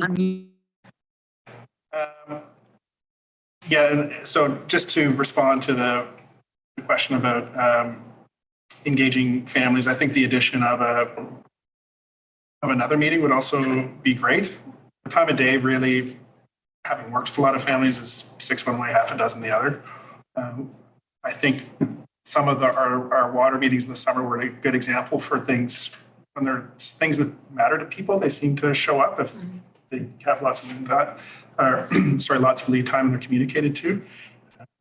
But I agree, more engagement is better, and I think we can leave the CFO to examine those timelines. Excuse me, just so for clarification, staff should consider the addition of a second date. Just a second, and then my other question was around, I know that in the past we've loosely used that Citizen Lab platform. Is that on the table again for this year? Is that valuable? Is there ways to use it that we haven't? Through the mayor to council, my experience with it, and I've been a watcher and a user of that platform over several years. It requires registration, another account being set up. It in my view, it actually is a bit of a barrier to participation. Certainly, I think some seniors would have a bit of difficulty navigating their way through. So my proposal is we have a budget email address, which is just budget@bimbc.ca. Anybody can provide their feedback through email. They can certainly provide their feedback at the counter in written form directly to staff, and they can certainly come to the council and provide their feedback directly at a meeting. I do believe, and following up on, I would say, was very successful engagement of the West Side groups using that open house format Zoom meeting. I do feel that was far better attended by community and also provided a much better opportunity for people to ask questions because it's so in the moment. It's you can interrupt the conversation and get an answer right away. Thank you. Any further questions before we look? Not a question, I'm just looking at the overall schedule because it occurred to me how long do people have to make comments. So given the schedule, I don't think we can go, the March 20th meeting has to be March 20th or earlier. It can't be later because then we're into a crunch with all the other stuff. And everybody needs to get the presentation before they can make a meaningful comment. Even if they don't show, they just watch on Zoom, but that package needs to be out there. So that will be on March 13th. Yeah. And nothing will change other than a PowerPoint presentation. I mean, it'll be the same for the public.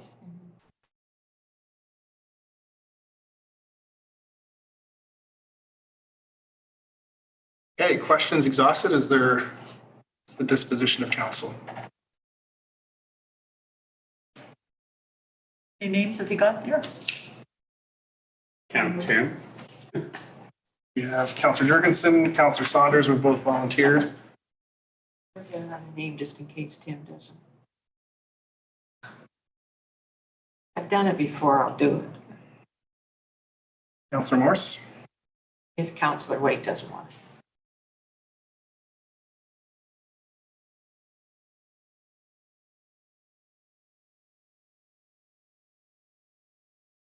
So the recommendation as it reads is, whereas council received a report from the chief financial officer outlining the recommended process and timeline for 2023 financial plan development. Therefore, be it resolved that council approve the proposed 2023 to 2027 5-year financial plan development process and timeline, and that councillors Jurgensen, Saunders, Wake, Councillor Morse as an alternate, be appointed to the parcel tax review panel for the duration of the council term, and that the date of the sitting of the 2023 parcel tax review panel be April 21st, 2023. Is there a mover for that recommendation? So moved by Councillor Fast, second by Councillor Getty. Any discussion on this? Seeing none, I'll call the question. All in favor, raise your hand, say aye. Aye. Aye. Mute and load. Carries unanimously. Moving on to item 8.4, the CAO update. He's not here. There's no update in lieu. So we'll just claim our 5 minutes time back there. Couple of correspondence items, item 10.1. Owen Plowman read the urgent need to halt Mount Gardner trail use by off-road vehicles dated January 16th, 2023. There is a recommendation there that would need an amendment just for name, that council direct staff to draft a letter to Tom Blackbird, Ministry of Forest, Lands, Natural Resource Operations and Rural Development, District Recreation Officer, requesting a moratorium on recreational motorized use on the Mount Gardner Crownland Polygon until the visitor use management planning process is complete. What was the amendment? There's been a cabinet shuffle, so there is no minister with that title anymore. There's Bruce Ralston, the Minister of Forests, and Oh, I see, gotcha. Cullen, who's the Minister of Water, Land and Resource Stewardship. Suggesting it would have to go to both of them. Oh, sorry. Well, the letter's just going to Tom Blackbird. Yeah. Sorry, Tom Blackbird is a member of staff of the ministry. Oh, member staff, okay. Yeah. He's the district recreation officer.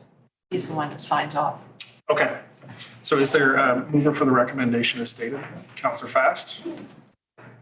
Second, Councillor Gedye. Any discussion on this item? Councillor Fast. Yeah, just that I'm in favor of this. I think it makes sense. I read the staff comments, and it's been a while since the previous council submitted their comments and requests for more no recreational motorized use on Mount Gardner. And so I think it makes sense after the election that we consider this, and if we agree, then pass this to let them know that we're still on the same track, and that we agree that a moratorium is the way to go until there is a visitor use management planning process that's been completed. Thank you. Any further comments? Debate? Seeing none, I'll call the question. All in favor, raise your hand, say aye. Aye. Aye. Aye. Hand load. Carries unanimously. Item 10.2, Stefan Klopp, re-clarity into council decision-making dated January 24th, 2023. The recommendation is that council authorize the mayor to send a response to Stefan Klopp reflecting the collective decision-making of council. Councilor Morse? What is reflecting the collective decision-making of council? I mean, we've had a video, you can watch that. We've got a letter from staff providing input into the decision-making process. So I don't see what else there is to send except to refer him to the video to watch the decision-making process as it happened. And the agenda item that includes the staff reports in the agenda, I believe. Mm-hmm. Yeah. So. I also just, as a note, I did send him an email asking if he had any questions, he can just call me directly. So is there any motion here? Yes, Councillor Fast. Well, I'm not sure that that the Stefan Klopp may not have seen the staff comment from Planner Chong that's in our agenda. So I don't know whether it's the mayor or who, but somebody should send him those. And so I think since the mayor's already asked if he had questions, then it would be easy for the mayor to attach that and send it along. Yeah. So I move that council authorize the mayor to send a response to Stefan Klopp reflecting the collective decision-making of council and include staff comment from Planner Cheong on the February 13th agenda. I can support that motion. I can support a motion that says the council authorize the mayor, request staff to send the report from Planner Chong to Stefan Klopp, referring to the video of the council. I'd be fine with that too. That's fine. Nobody seconded. I'm unclear as to what the language is right now. Sorry, say that again? I'm unclear as to what the language of the motion on the floor is right now. Well, there isn't one because it hasn't, I proposed when Councillor Fast proposed something, but it wasn't seconded, and I proposed an alternative. And I'm quite happy to not. I will move the council request staff to send the report from Planner Chan to Stefan Klopp and also refer him to the video of the council meeting.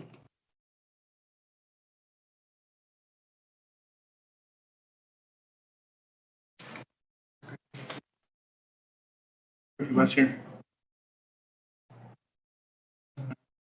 Looking for a second to Councillor Morris's motion. Councillor Getty, any discussion on this? Quick question, when the way the motion reads, is that sending the report including the comments or not? Yes. Including the comments, right? See no further discussion or questions, I'll call the question. All in favor, raise your hand, say aye. Aye. Carries unanimously. And if Mr. Klopp is watching, please feel free to reach out and I'm happy to clarify anything for you. Moving on to item 11, new business. The first being update to council on Metro Vancouver business. Probably the dominant theme to address, I would think, would be Cape Roger Curtis. Everybody's head is perked up. It's been on a lot of folks' radar most recently as Metro Vancouver has unveiled their engagement timeline, engagement process, and they started reaching out to the community. And we've known that this for Island residents was going to be contentious. We'll have lots of passionate feedback. It is a piece of land in an area and has a historical significance on Bowen and an ecological significance for the region that's just so important, which is, I think, in part what fuels this passion. And in addition, there just hasn't been a lot of two-way conversation on it so far. And this is really the first steps that we're going to take. From our seat as Bowen Island Municipality, what we do as a council, and I'm, speaking to the public here, is a little different or very different than what Metro Vancouver is doing. So our role in this is going to be working through the rezoning. And the rezoning application from Metro Vancouver was just filed a couple of weeks ago. We've done our best to make all of the documents public. They are available on our website at the Cape Roger Curtis page, so members of the public can view verbatim the documents that were submitted to us and review them, in addition to the information and the context that we've provided for them. A newsletter, another plug for our lovely Bowen Island Municipality newsletter, was sent out today with what we know of the process and how things are going to play out. So we're doing the very best that we can as a small municipality to put information out. We do communicate with Metro, but it's, their purchase of the land, Metro Vancouver's purchase of the land and our rezoning process are two separate engagement tracks. So Bowen Island's responsible for the rezoning and an OCP amendment. Right now, the land sits at Rural Residential 1, and the application is to move it to Park. And what this functionally means is the allowance for overnight camping on the lands. The rezoning process happens through Bowen Island Municipality and is, again, separate from the Metro Vancouver community engagement that Metro Vancouver has started to conduct on the island. And given that Bowen Island has just received the rezoning application, there's work for our planning department and for our staff to do on our end before it comes to council for first reading sometime in April. And that rezoning process and that first reading and the public hearings that result, and we'll likely have, other processes beforehand and opportunities for community input beforehand. I know that councillors are getting stopped on the street, staff is getting stopped on the ferry line. So there's plenty of opportunity to talk to us. But that formal rezoning piece will happen once staff has done their work with it and it comes to council sometime in April.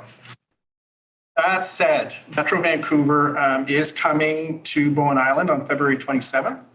We'll be having a site visit with some of their staff and I believe some of their Parks Committee members. And they'll also be here for a committee of the whole meeting, which will be open to the public, where Bowen Island Council will be here.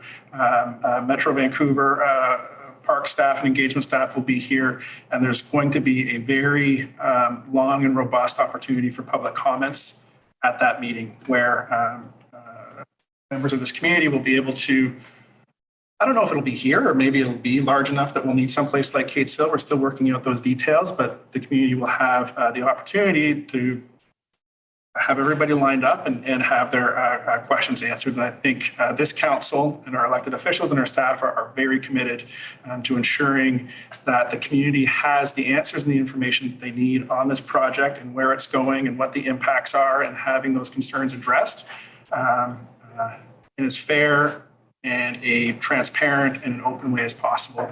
And I know from this seat that we're committed to getting that information out to the community. So that is the Cape Roger Curtis piece.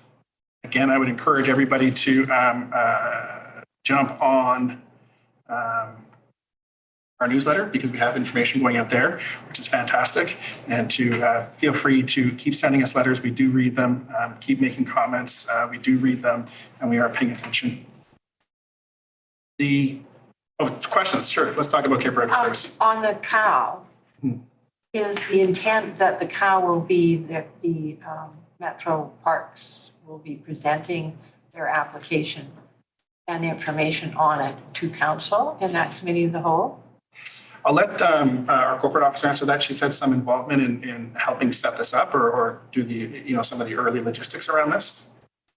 Yes, so in a staff meeting with Metro Vancouver, it was discussed that they could come present to council in a committee of the whole. So like a less formal environment to be able to ask questions, and also it would be open to the public so that the public would have an opportunity to ask questions.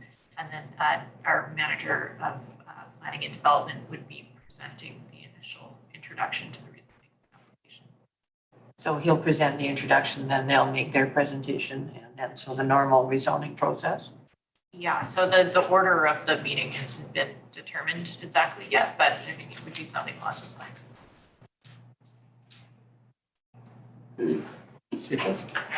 Thank you, Mayor.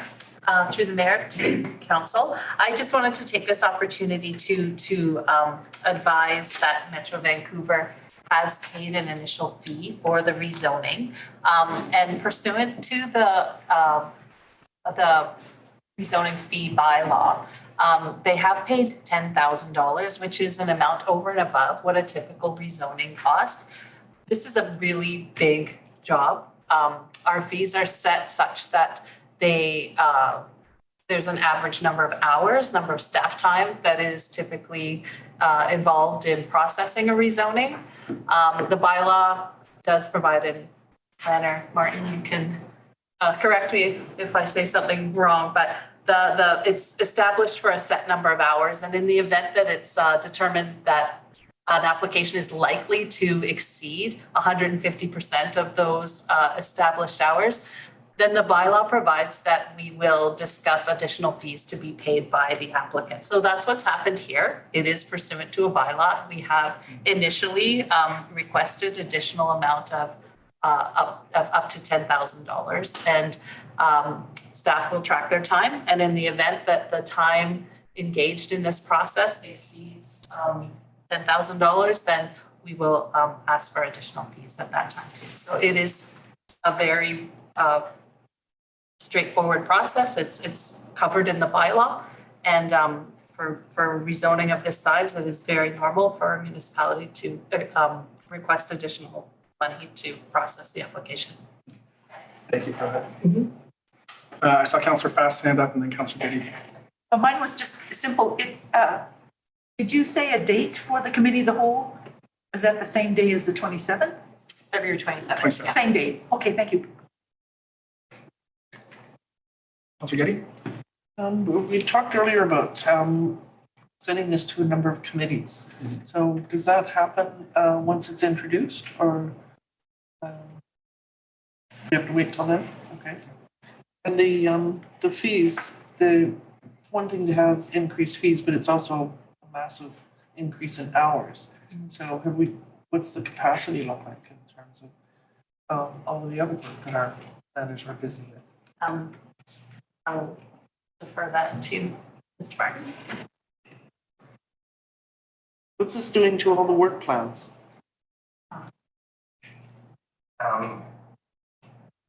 Through the chair, it's something that we're managing internally. We've had discussions with the CAO about at what point we would be looking to hire additional support within the department.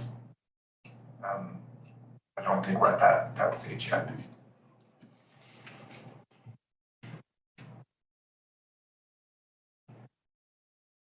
Mind-boggling that we either train new people or have overworked staff, or end up with somebody who has a huge project on you and wants this timeline. It's just, I don't know that that's realistic, personally.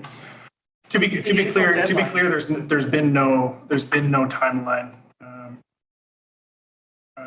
pressured from Metro Vancouver staff on myself as a Metro director or on Bowen Island. So there was I think some initial fear in the community that this would have to be done by a potential closing date in May, and that's not the signal that we've gotten that Metro wants to pursue.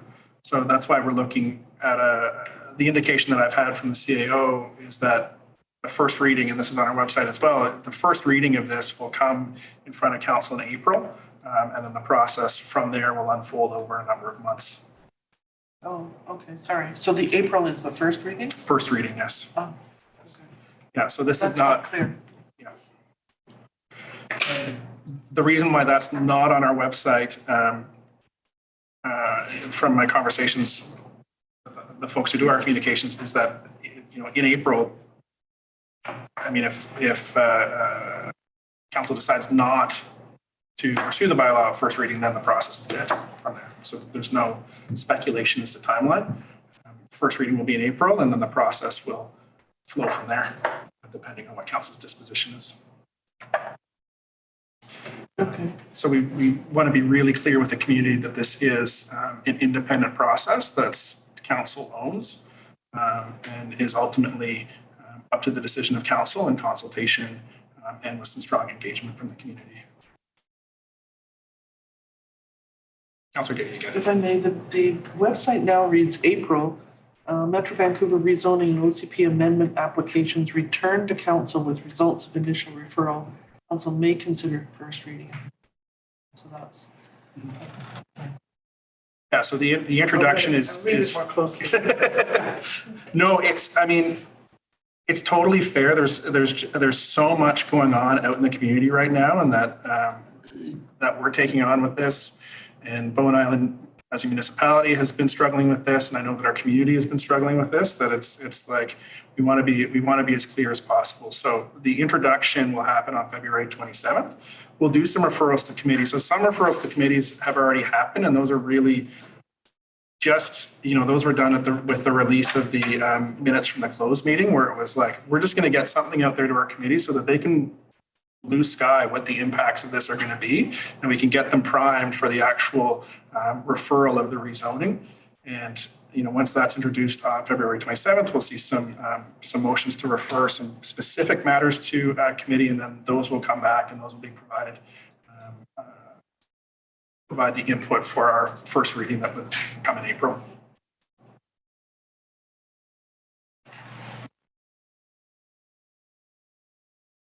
So that is Cape Breton Curtis, which is a big deal. And I guess why I wanted to spend so much time on it is that we know it's a big deal. Everybody around this table knows it's a big deal. Everybody in the community knows it's a big deal, and we're treating it as such as best we can in the little municipality that could. Other pieces on Metro that I'll just touch on briefly. Climate Action Committee is continuing work on its Climate 2050 strategy. So as part of the Climate 2050 strategy, they've been putting together a number of roadmaps. So like a transportation roadmap and a number of other roadmaps for the region that kind of spell out how they're going to achieve the goals in their Climate 2050 strategy.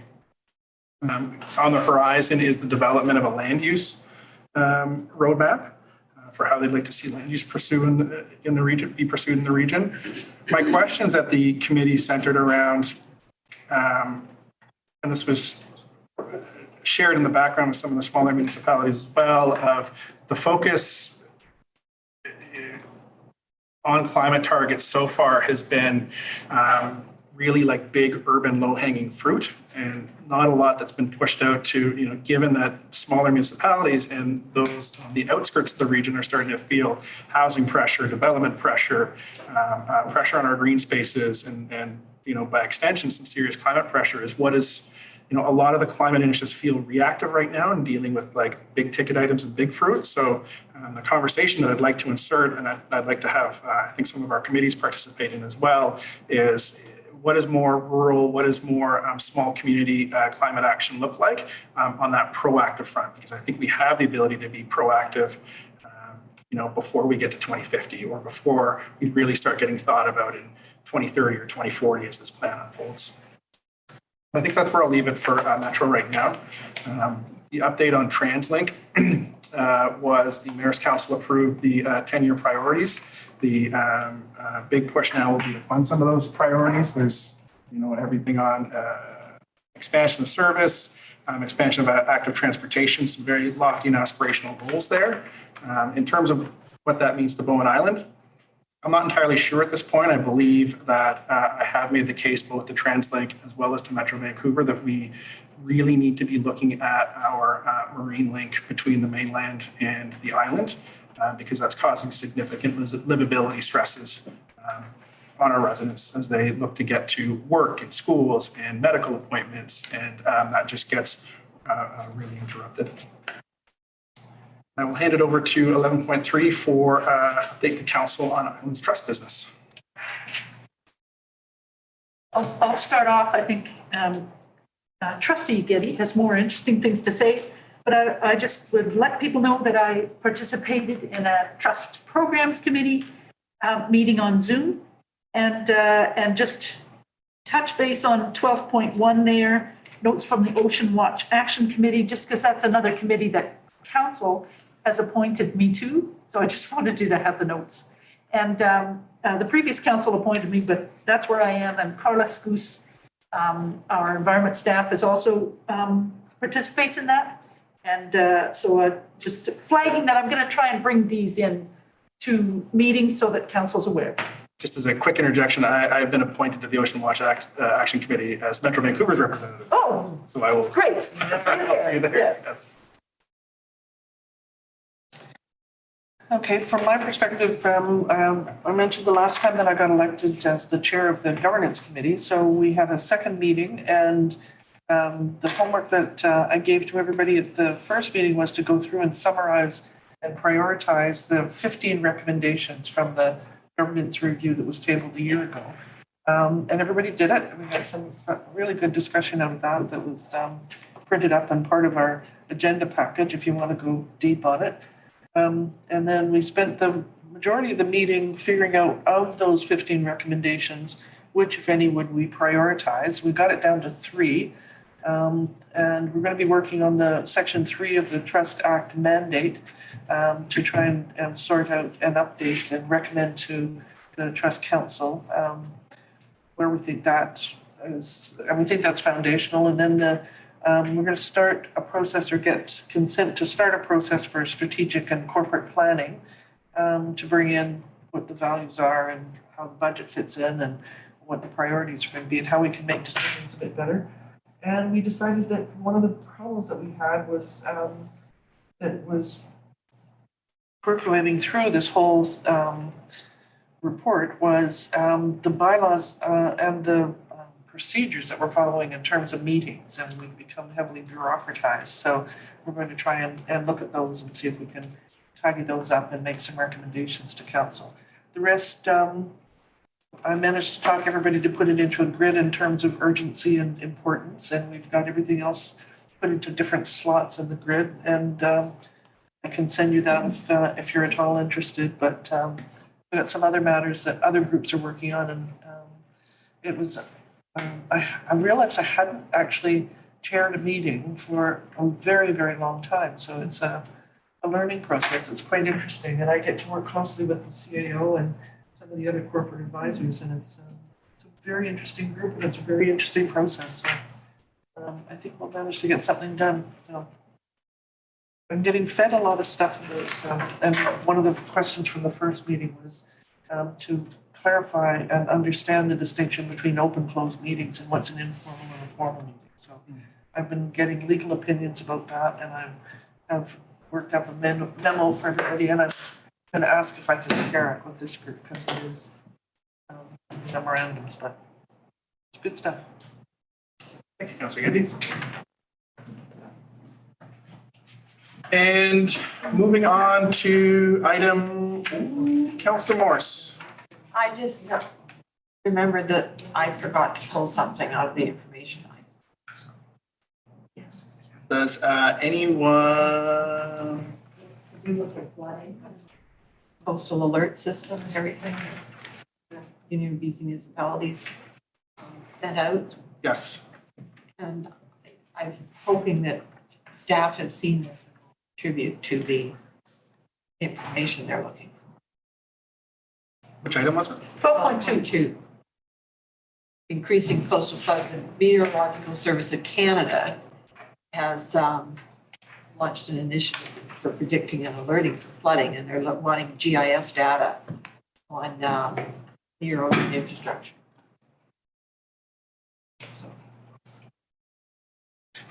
Okay. Flag for staff. The picture of that report was our close one too. Okay. That's right, yep.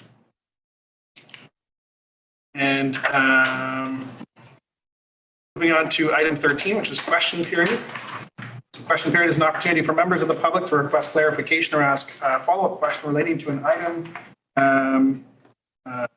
discussed at the meeting. Questions must relate to an item on the agenda.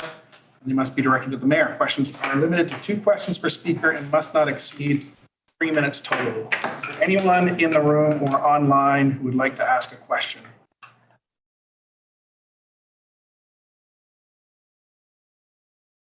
Don't see any hands up. That's my photo. Okay. Seeing none, I will look for a motion to adjourn.